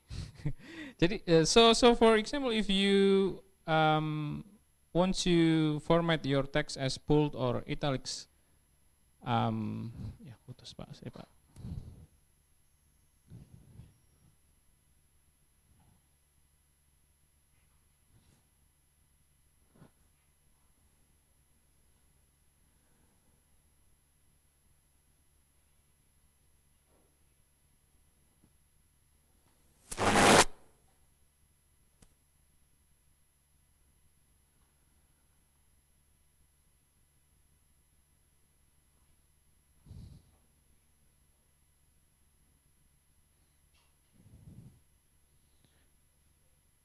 So we can use some syntaxes, yeah. Maybe we can discuss this about this later. And then finally, we can generate a document, usually a PDF file, to have a final results for our paper or our final project. So this is the example of a LaTeX documents. So it's different from Microsoft Word. We can use the Word editor. Like if you want to write a title, then we just write the title and then block the title and then format the title with bold or italics, something like that. So in this LaTeX, we use some syntax or command like this, \title, and then if we want to write the author of the paper, we use the author syntax, and then like italics, we use this syntax \text it. It means we will format this text with italics. So we have several advantages of using LaTeX. So why do we need to try this tool? The first one is the file size is small because it's text-based. So if we use Microsoft Word, usually if we add some images, it's going to be, the file size is going to be so big.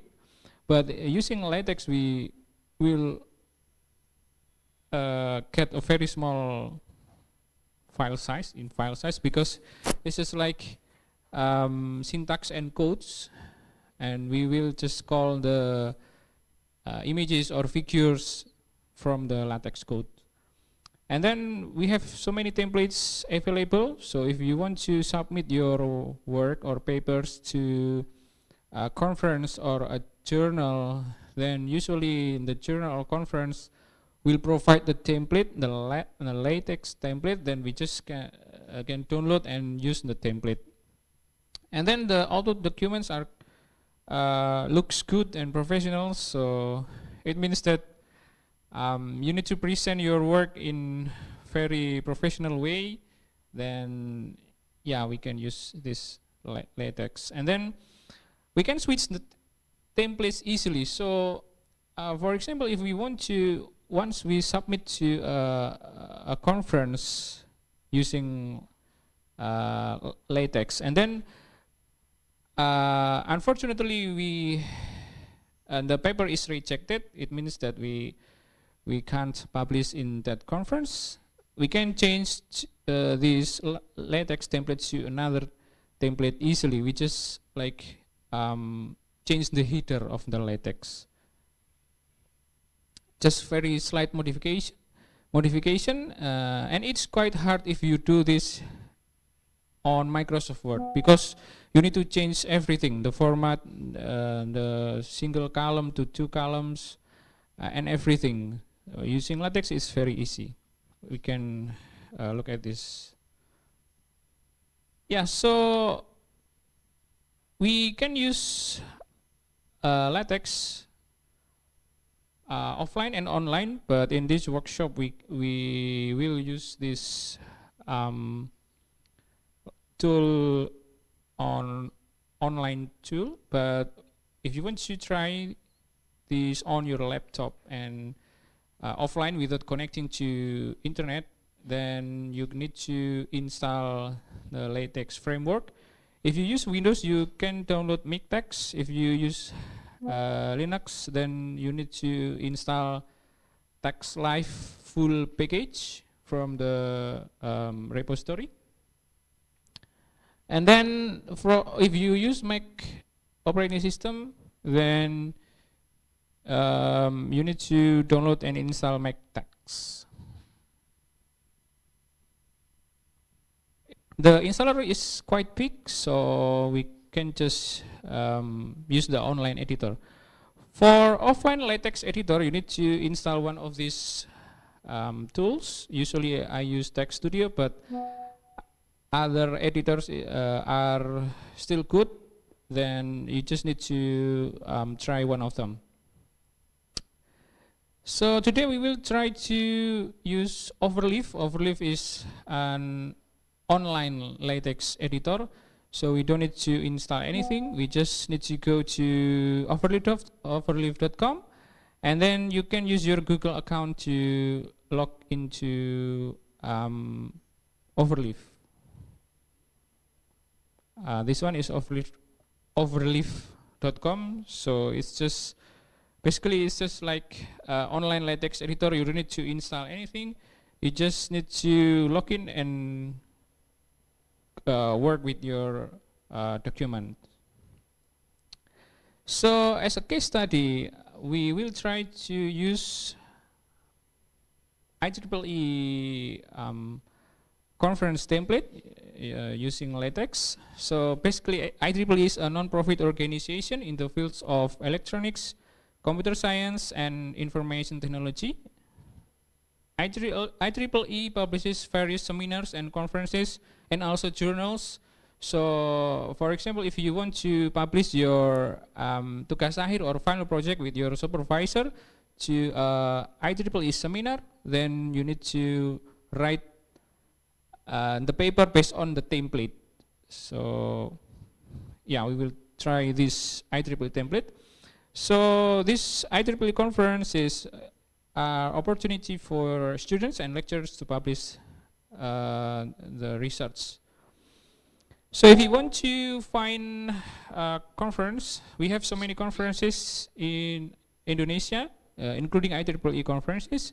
You just need to go to IEEE website and search for the Indonesia keyword.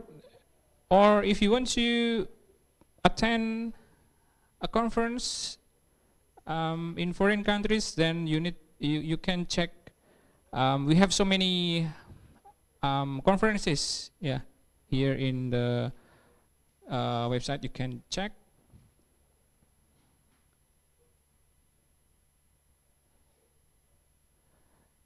Now let's try to log into Overleaf. You can just go to overleaf.com and then log in your log in with your Google account and then select new project and view all. We don't need to download the template because Overleaf has provided the IEEE template. So if you have already logged into Overleaf, then we have new project here, new project, and then view all.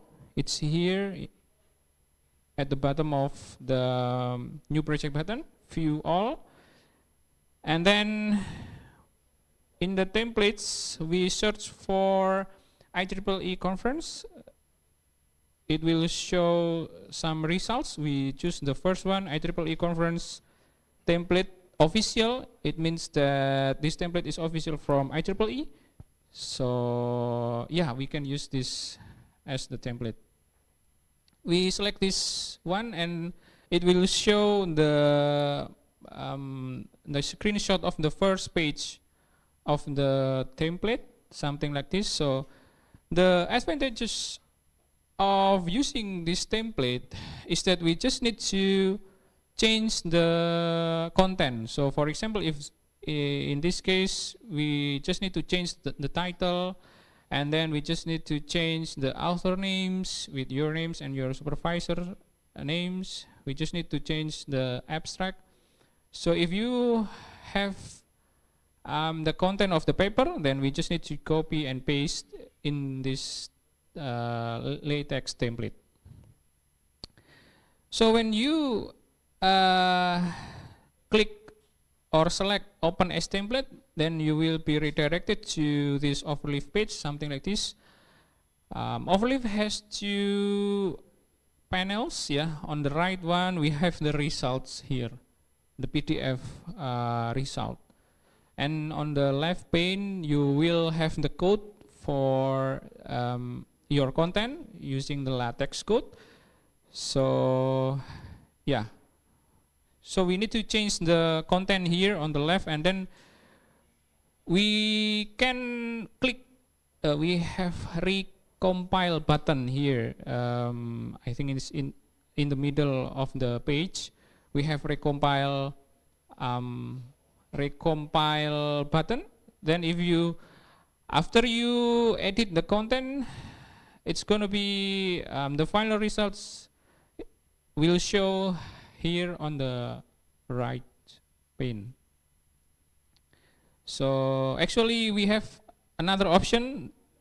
We can set auto compile to on. It means that you don't need to click recompile button again and again, but it's gonna be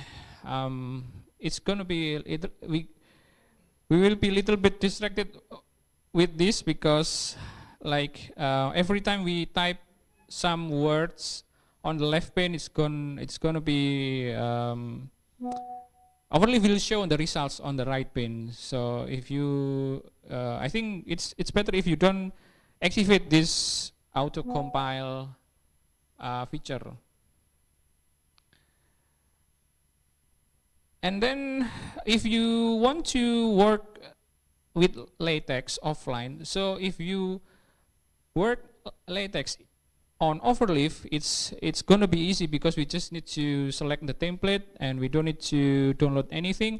But if you want to work offline, you need to download the template in this link, and then we need to extract the template. We have two files, the most important two files here. The text is for the LaTeX code, and the CLS is like style file. It's similar, I think in web programming it's similar like CSS or cascading style sheet file. So you basically you have HTML file and style file. Yeah, I think it's similar in LaTeX. You have the text file for the LaTeX code for the content, and then the CLS file for the style. So in writing in LaTeX, you can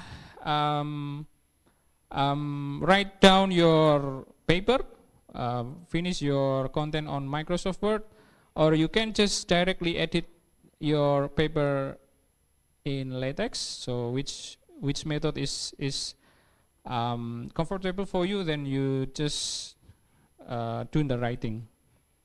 Okay, let's start with the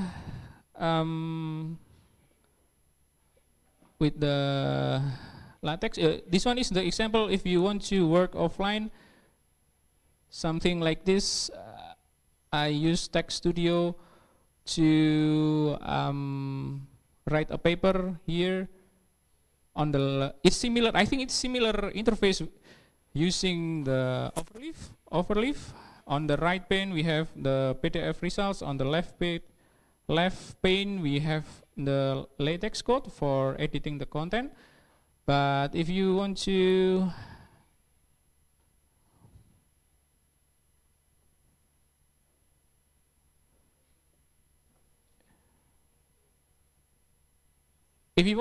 work online, then we can just use latex here.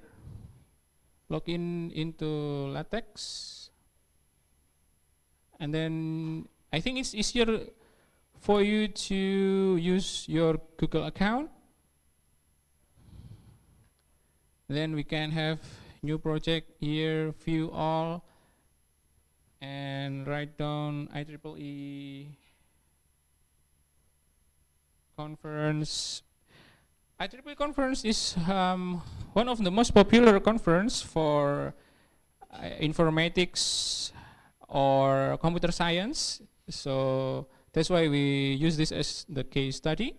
Then we can just click here, open as template, wait a couple of seconds, and then you will have this interface. You don't need to download anything, you don't need to install anything, and you are ready to go to write your paper.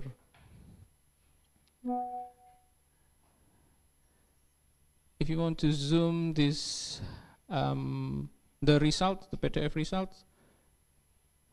Okay, so we have, in this paper, we have some main elements. This one is the title, this author names, and then abstract, and then the content. So we will try to go through this one by one.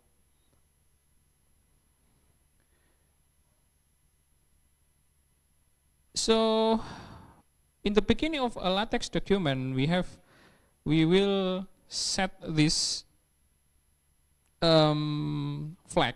So actually IEEE publishes conferences, journals, magazines, and so many other academic articles. So here we need to set the flag into conference, something like this here. It's the flag for a conference template. If we want to submit to IEEE journal, then we need to change this flag. Yeah. So if we want to use another template, then we can just change this flag IEEE trend with another template. For example, from Elsevier publisher or Springer publisher, then we just need to change this flag.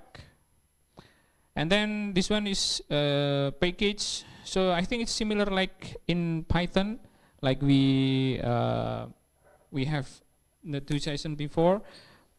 The first two sessions before is like we need to import the package. So LaTeX, in LaTeX we need to import some packages here. And then for title, it's quite straightforward.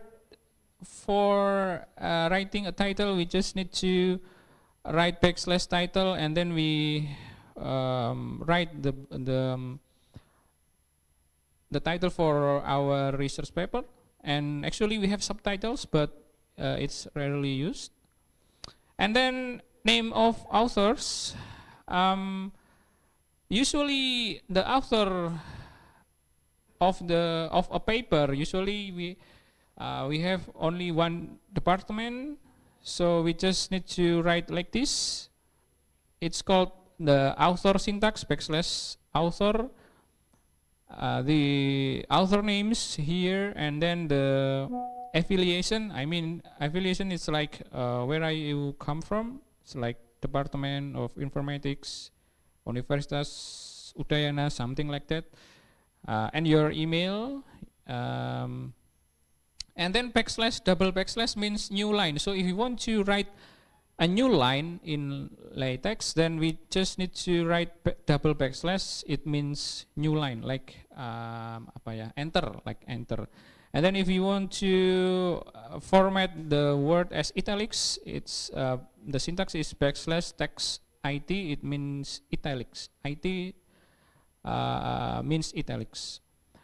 Note that in LaTeX, most of the syntax is begin with the curly bracket here and the end of the curly bracket here. So don't miss the closing bracket. Usually we will have an error for this. We miss the curly bracket. I think it's similar like we write Java codes or C or C++ codes. If we miss the closing brackets, then the code is going to be errors. Yeah, this is the example of author names and affiliations. And then if we have several authors with several departments, for example, from Department of Informatics and Department of Mathematics, Universitas Udayana, then we just need to have another block of authors, something like this. So IEEE template is designed for 6 affiliations. If we write a paper that has more than 6 affiliations, then we need to modify in the LaTeX style. But I think it's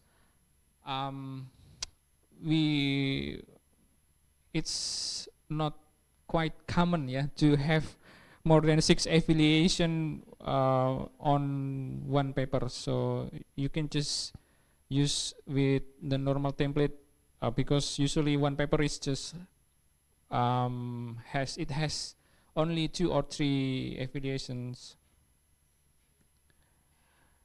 And then the abstract is quite straightforward too. We need to write the abstract here like this.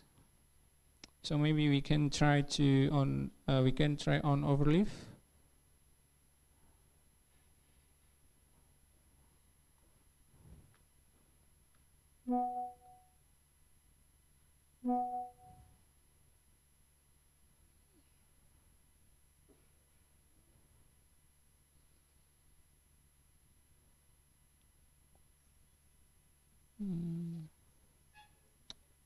Nggak bisa.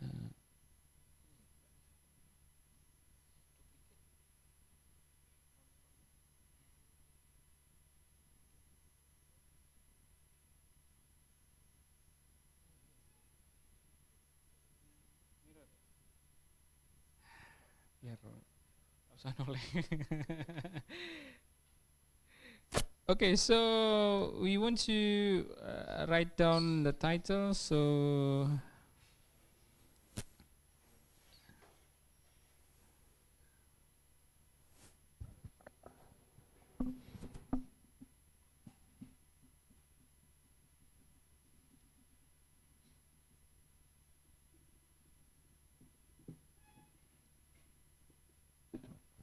yeah, so we just need to write the content of the paper on the syntax we want to edit. For example, we want to edit the title here, and then we just need to remove the subtitle. Then we just do like this. And then if we want to edit the affiliation or the names, the author names and the affiliation, we can just edit here. Please don't forget to remove the number here, the first, the second, the third, fourth, fifth, sixth, like this. Actually we need to remove all of these numbers. In this template it shows the order or the order of the authors in this paper. And then if we want to edit the abstract, in the left pane, in the most left pane here, we will have the outline of the paper. For example, this one we have introduction, and then the next section is easy of use. For example, if we want to, usually in second section of a paper, usually it's about related work or kajian pustaka, something like that, yeah. We can change this section. Section means bab, and subsection means subbab. So we will have abstract here, and then introduction, related work, it's the section. If we want to edit the abstract here in this section, we can put the contents in this syntax between begin abstract and end abstract. And then keywords is located between the begin IEEE keywords and end IEEE keywords. And then we need to write the keywords of the paper here, just separated with comma. And then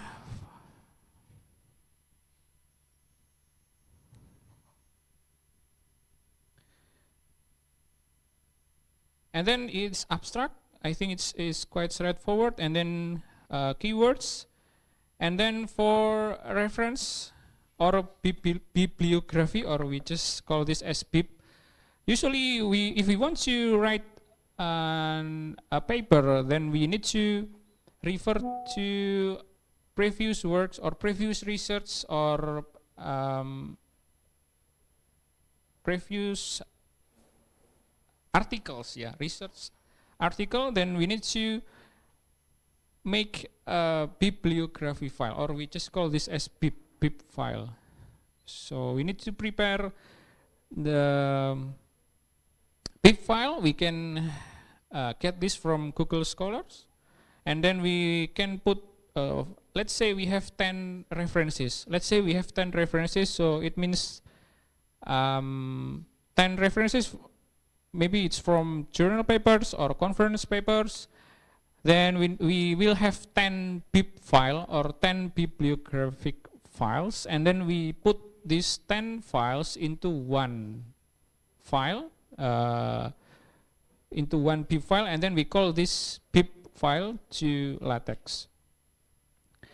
So this is an example of references in a paragraph. If we want to, before that, this is an example of a bib file.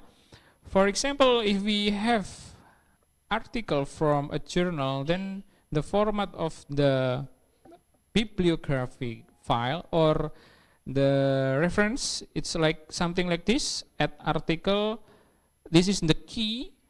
This is the key. You can write the key anything you want, but usually it's the format is the first author last name, and then the year the paper has been published, and then author names, journal name, the title of the paper, the year the paper has been published, and etc. But you don't need to write this bib file by yourself. You can download this from Google Scholar.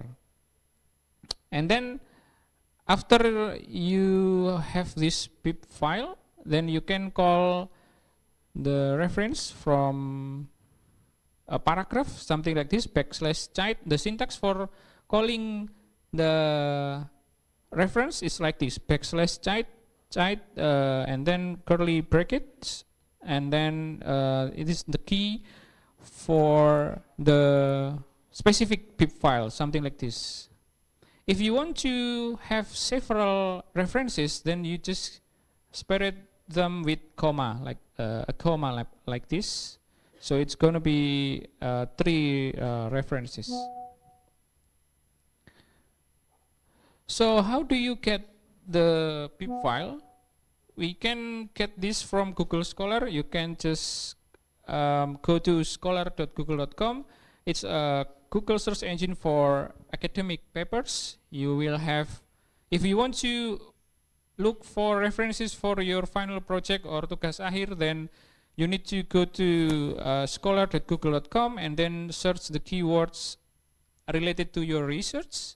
And then if you find related research with your final project, something like this, and then you can click this quotation mark, and then this dialog will show, and then just click pip text. Pip text means pip file or bibliographic file, something like this, and then we can import this or save this pip file to our LaTeX project. So we don't need to write this one by one, yeah. We can get this using Google Scholar, and then or we can use this we can get the pip file from the publisher website. For example, in this example from IEEE Explore, we have cite this button, and then it will show pip text or bibliography file here. And then we can call the reference using \cite for one reference, or if we want to have several references in one sentence, then we just put the key here separated by comma. And then in the end of the paper, we need to call the pip file like this. These two lines, bibliography style, IEEE tran, and then the bibliography my pip file dot pip. This one pip file, you can just copy. Let's say we have 10 references, so we have 10 pip files. Then we just need to copy all of 10 pip files into one file. Then we just call like this in the LaTeX code, and then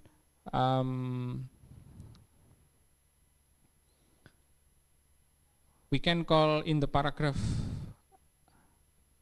like this. If we want to call the reference. So unfortunately in Overleaf we don't have the IEEE pip style, so you need to download this to make it perfectly compiled. Then we need to download this. Actually we can still use Overleaf without this pip style, but the format is not quite good. So if we want to have the perfect results for IEEE template, we need to download this and then extract the style, bibliography style with PST file. Then we can just need to upload this file to Overleaf.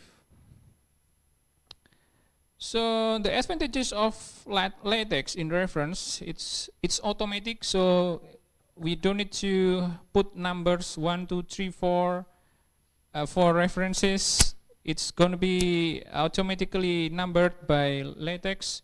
We just need to call the reference using the key. If we add or remove the references, we just need to recompile, yeah.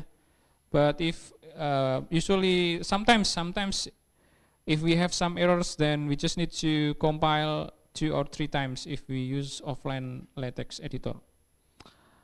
Okay, I think the time is almost up, so we just need to maybe we have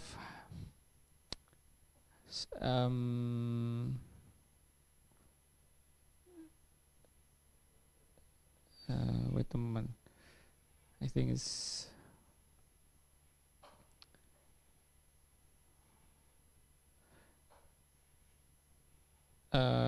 from my students. Swarti, we usually I work with my student collaboratively on Overleaf. So we will work together just like Google Docs. So you can collaboratively edit the documents.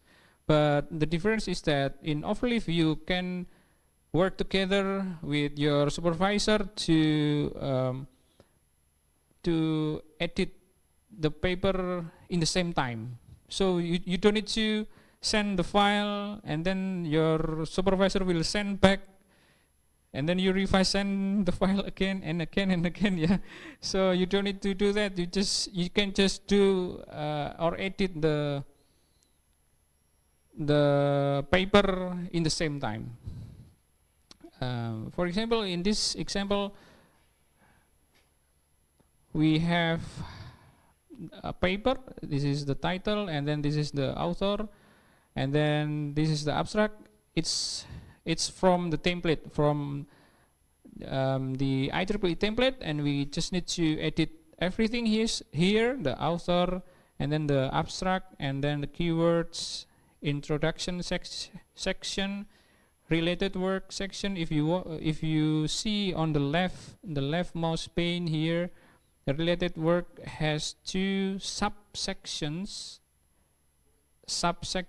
here, and then if we want to add tables, so in the slide that sudah yeah, in the material about LaTeX, you can see how to add tables like this. So each component in LaTeX, we have the syntax like this, and then how to import figure or image like this, using begin figure, end figure on, and how to add the formula like this, and then the some adding some images or figures, tables, and then we need to call the bibliography something like this, and then we just need to compile, and then LaTeX will automatically generates this list of references once we make the bibliography files into one file, something like this.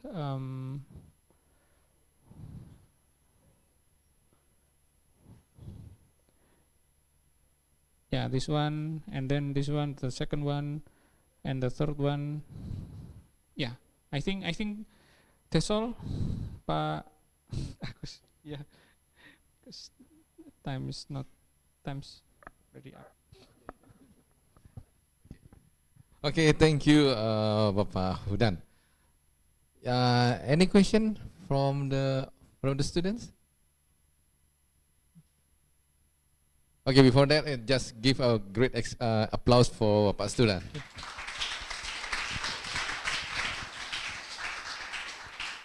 Okay, we are waiting for 2 questions maybe for Bapak Hudan.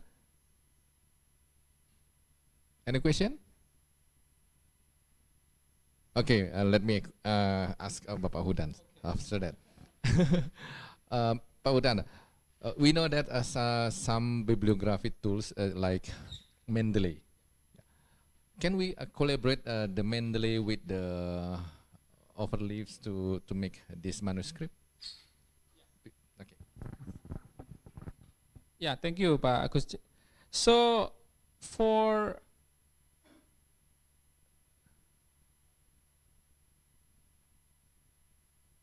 references, we need to format the bibliography in bib files like this.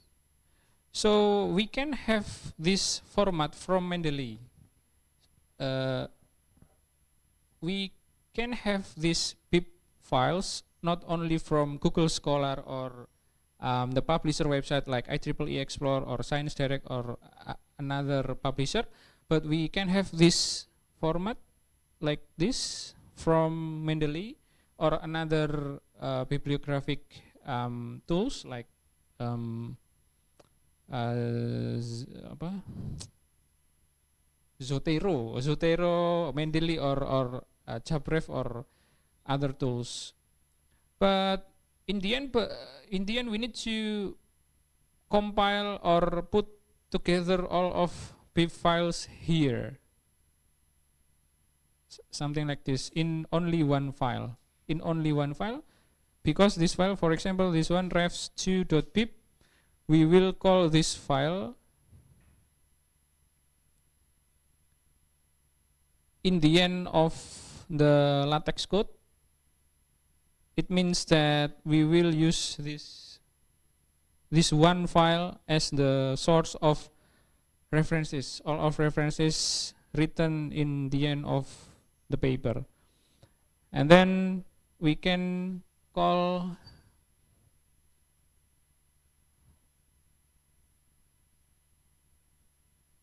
the reference using the syntax like this, \cite, and the LaTeX will compile, will automatically give numbers like on the right pane, like 11, 12, 13, 15, number 7, number 8. We don't need to do this manually, and everything. What we need to do is just like call this \cite with the key of each bibliography. Yeah. Okay, thank you, Bapak Hudan. Yeah, so we can use the tools like Mendeley to make a bibliography, because we know that bibliography, we can add the bibliography automatically if we're using a Mendeley. So maybe if you find some article from the web and we just cite some article from that, from the Mendeley for web, we can add it automatically in our reference, and then we can download it and put it on our Microsoft Word document if you're using a Microsoft Word. But when we using the LaTeX, so we can edit, but a little bit manual to make to copy from the Mendeley the script, and every script is automatically connected to the manuscript itself. I think it's like that, Pak Hudan. Yeah.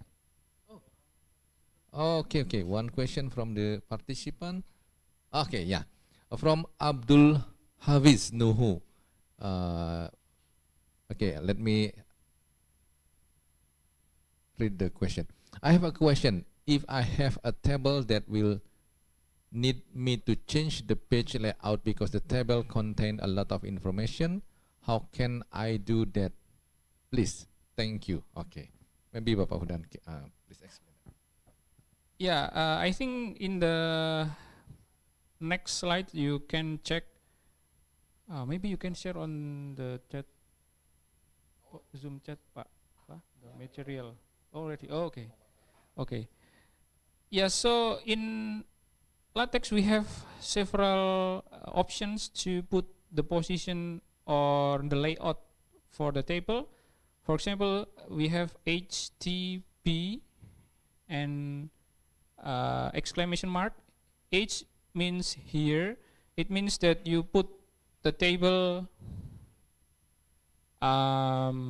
here. It means that, yeah, in that place when you call the table. And then T, it means top. It means we put the table on top of the page. And then B, bottom, it means that we will put the table on the bottom of the page. And then if we put exclamation mark, it means that it will override the LaTeX system. It means it's like forcing the LaTeX to follow our instruction. For example, in this paper we have one table 1, top, it means T top, it means LaTeX will put the table on top of the page like this. And then exclamation mark, it means we force LaTeX. So LaTeX, please don't don't change the layout for us. So just put this on top of the table like this. So if we have many information on the table, we can split.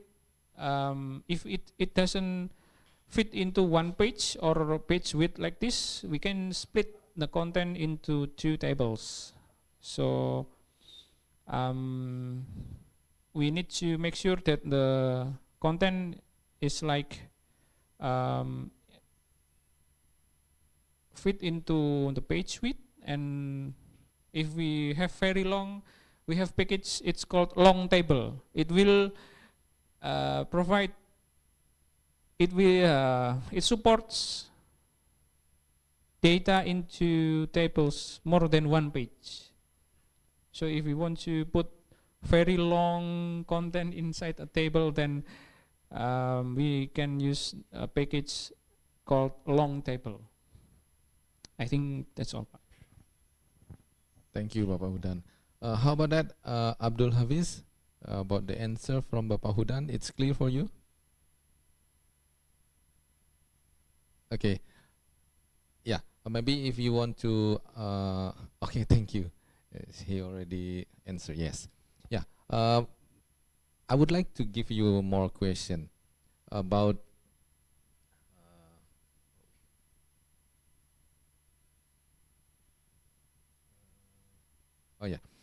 about the link to the bibliography. Some paper show that every site, every citation is linked to the bibliography, or maybe the number 1 is linked to the first reference in our bibliography. I tried in Mendeley, and Mendeley said that it cannot be done by Mendeley, but if you're using Evernote, I think Evernote, yeah, EndNote, yeah, I'm sorry, EndNote. Thank you, Ibu.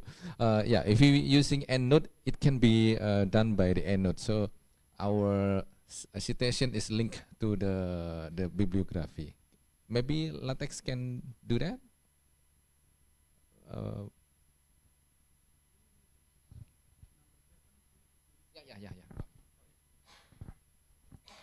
Yeah, so this example is one of the example of from my students.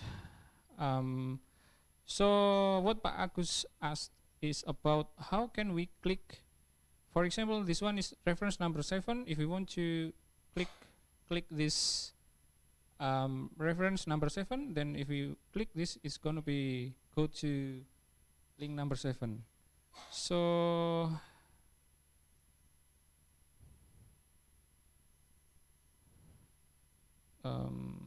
so we need to import. I think it's quite straightforward. We need to import this package, Pak. Use package URL. So it will make and hyperref, these two package. Use package hyperref and then use package URL. But the syntax is the syntax for calling the reference is just the same, is \child. But the difference is that in the beginning of the LaTeX code, we need to put these two packages, URL and hyperref. Yeah. Okay, thank you, Bapak Hudan. Yeah, I tried to solve my problem, but some college told me about EndNote. But now, if you're using LaTeX, we can do that too. So this is alternate to make a manuscript. Okay, thank you, Bapak Hudan. So give a big applause to Bapak Hudan.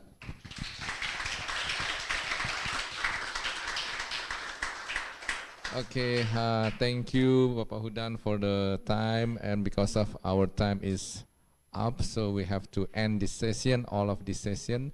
Thank you Bapak Baskoro, Ibu Ratih, Bapak Hudan, and all of the attendants of all the participants who in our offline mode and online side. Thank you for coming. Thank you for joining, and don't forget to fill your attendance list in the form that already shared in the chat box. Okay, and right now there's already 51 participants to complete the attendance list from Philippines, from Malaysia. They already fill, and I hope everyone can fill it soon. Okay, thank you. So now we can back to the master of the ceremony to the next agenda. Okay, thank you.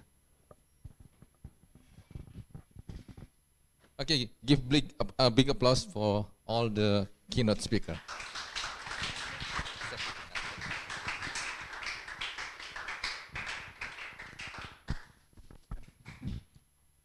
Baiklah, selanjutnya akan diberikan sertifikat kepada para narasumber oleh Ketua Panitia.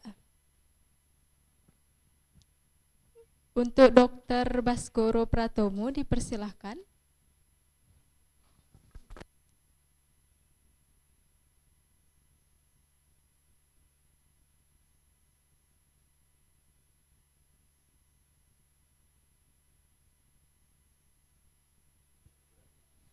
Selanjutnya Ibu Ratih Nur Esti Anggraini PhD dipersilahkan.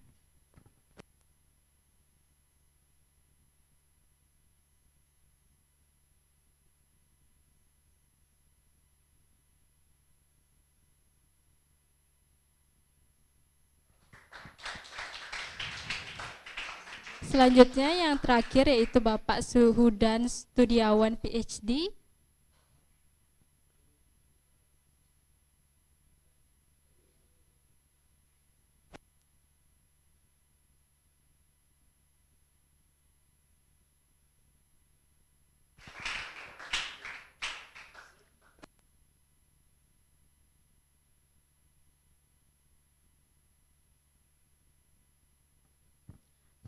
Baik, mungkin kita bisa memberikan round of applause lagi untuk para narasumber dan semua hadirin yang telah ada. Terima kasih kepada narasumber dan para peserta yang telah menyimak acara dari awal sampai akhir. Saya mewakili panitia yang bertugas menyampaikan mohon maaf atas salah kata atau perbuatan atau ada yang kurang dari acara ini. Untuk itu, saya tutup acara dengan mengucapkan Om Santi Santi Santi Om. Wassalamualaikum warahmatullahi wabarakatuh. Namo Buddhaya, salam sejahtera untuk kita semua.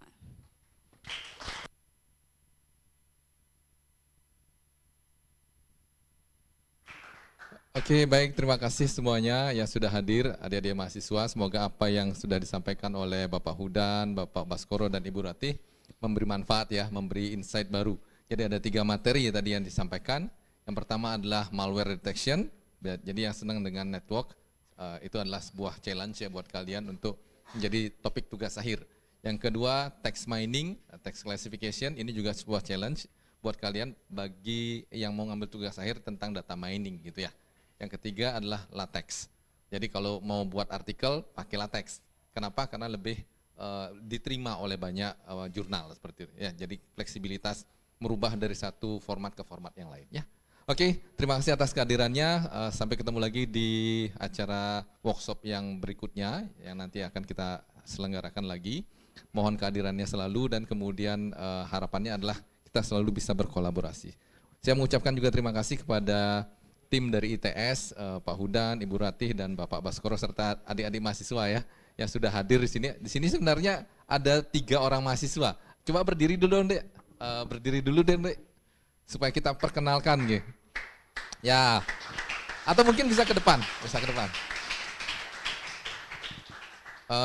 Ayo ke depan saya. Jadi ada 3 orang mahasiswa yang diajak oleh Pak Baskoro, Ibu Ratih, dan Bapak Hudan. Ayo ke depan, perkenalkan diri. Ayo.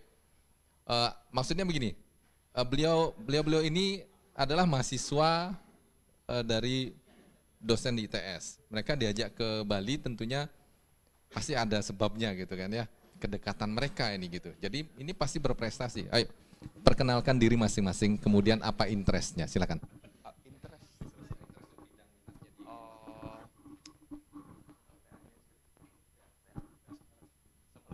Oh ya, oke, halo teman-teman. Aku Fadil dan di sini ada Risa sama Nur. Ini Risa, ini Nur. Kalau sekarang sih semester 7 mau masuk semester 8 ya. Gitu. Jadi sama. Doain kita bisa cepat diluluskan oleh dosen-dosen yang ada di sini.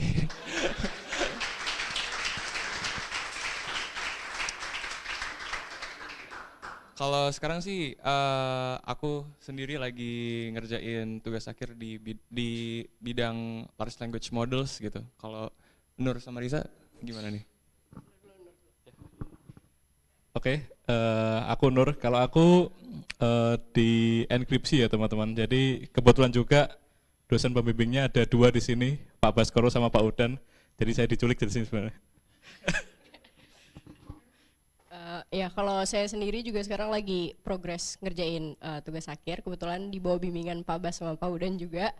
Untuk TA-nya sendiri itu Applied Machine Learning di Cyber Security, kurang lebih kayak gitu sih. Thank you.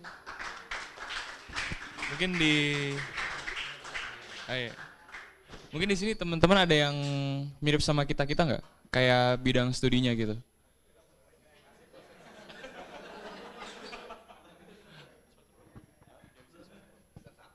Oh, semester 1. Oh, astagfirullahaladzim. Ada yang minat gak tapi? Ada yang udah minat kemana gitu?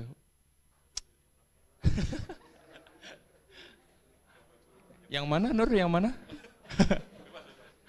Ya paling ini sih, tadi disuruh cerita sama Bapaknya, paling sekarang tuh karena kalau misalkan saya sendiri, teman-teman di sini ada yang pada ngerjain tugas pakai chat GPT nggak?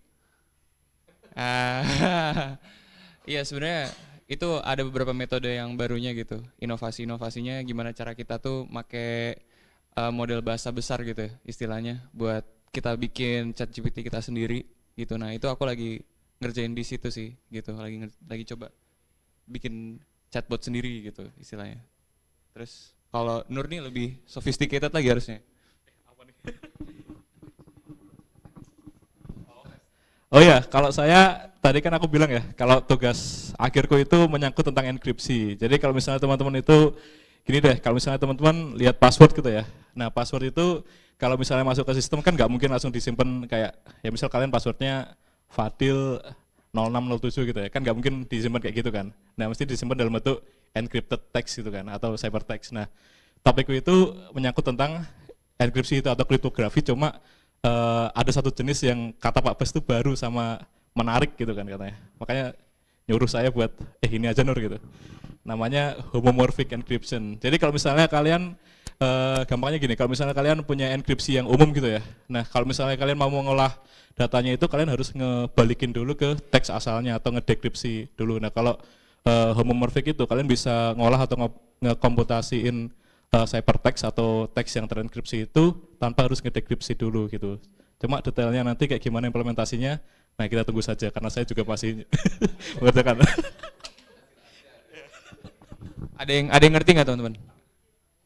Yang Mas ini kayaknya ngerti tuh, tadi sampai merem pas dengerin. Yang ini.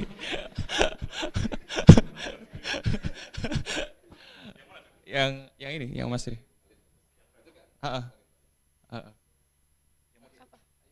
Terakhir. Ya kalau punya aku kayaknya mirip-mirip sama Nur juga, tapi nggak di enkripsi. Sebenarnya agak grogi ngomongnya soalnya di depan dosen pembimbingnya udah kayak udah kayak sidang. Ya jadi kalau punya aku sendiri, kalau misalkan tadi teman-teman lihat itu kan enggak sih beda. Ya itu kan tadi kayak ada semacam malware atau apa yang udah dijelasin sama Pak Bas gitu kan. Ya itu sebenarnya kurang lebih fungsi, maksudnya kayak yang mau aku bikin kurang lebih kayak gitu. Jadi dari suatu jaringan itu kan pasti ada beberapa yang kayak nggak bagus ya, maksudnya bukan pesan yang normal, bukan kayak HTTP biasa gitu. Pasti kan ada yang kayak pesan-pesan malicious gitu, yang isinya tuh kayak malware, isinya itu virus atau apapun yang dikirim lewat jaringan. Kayak misalkan teman-teman download link film gitu, film bajakan, ternyata pas di download itu malware, ternyata itu apa. Nah, tujuan dari tugas akhirku itu sebelum sampai di komputernya korban, itu tuh udah bisa terdeteksi kalau misalkan itu tuh serangan gitu. Nah, enggak usah gitu, nggak usah gitu.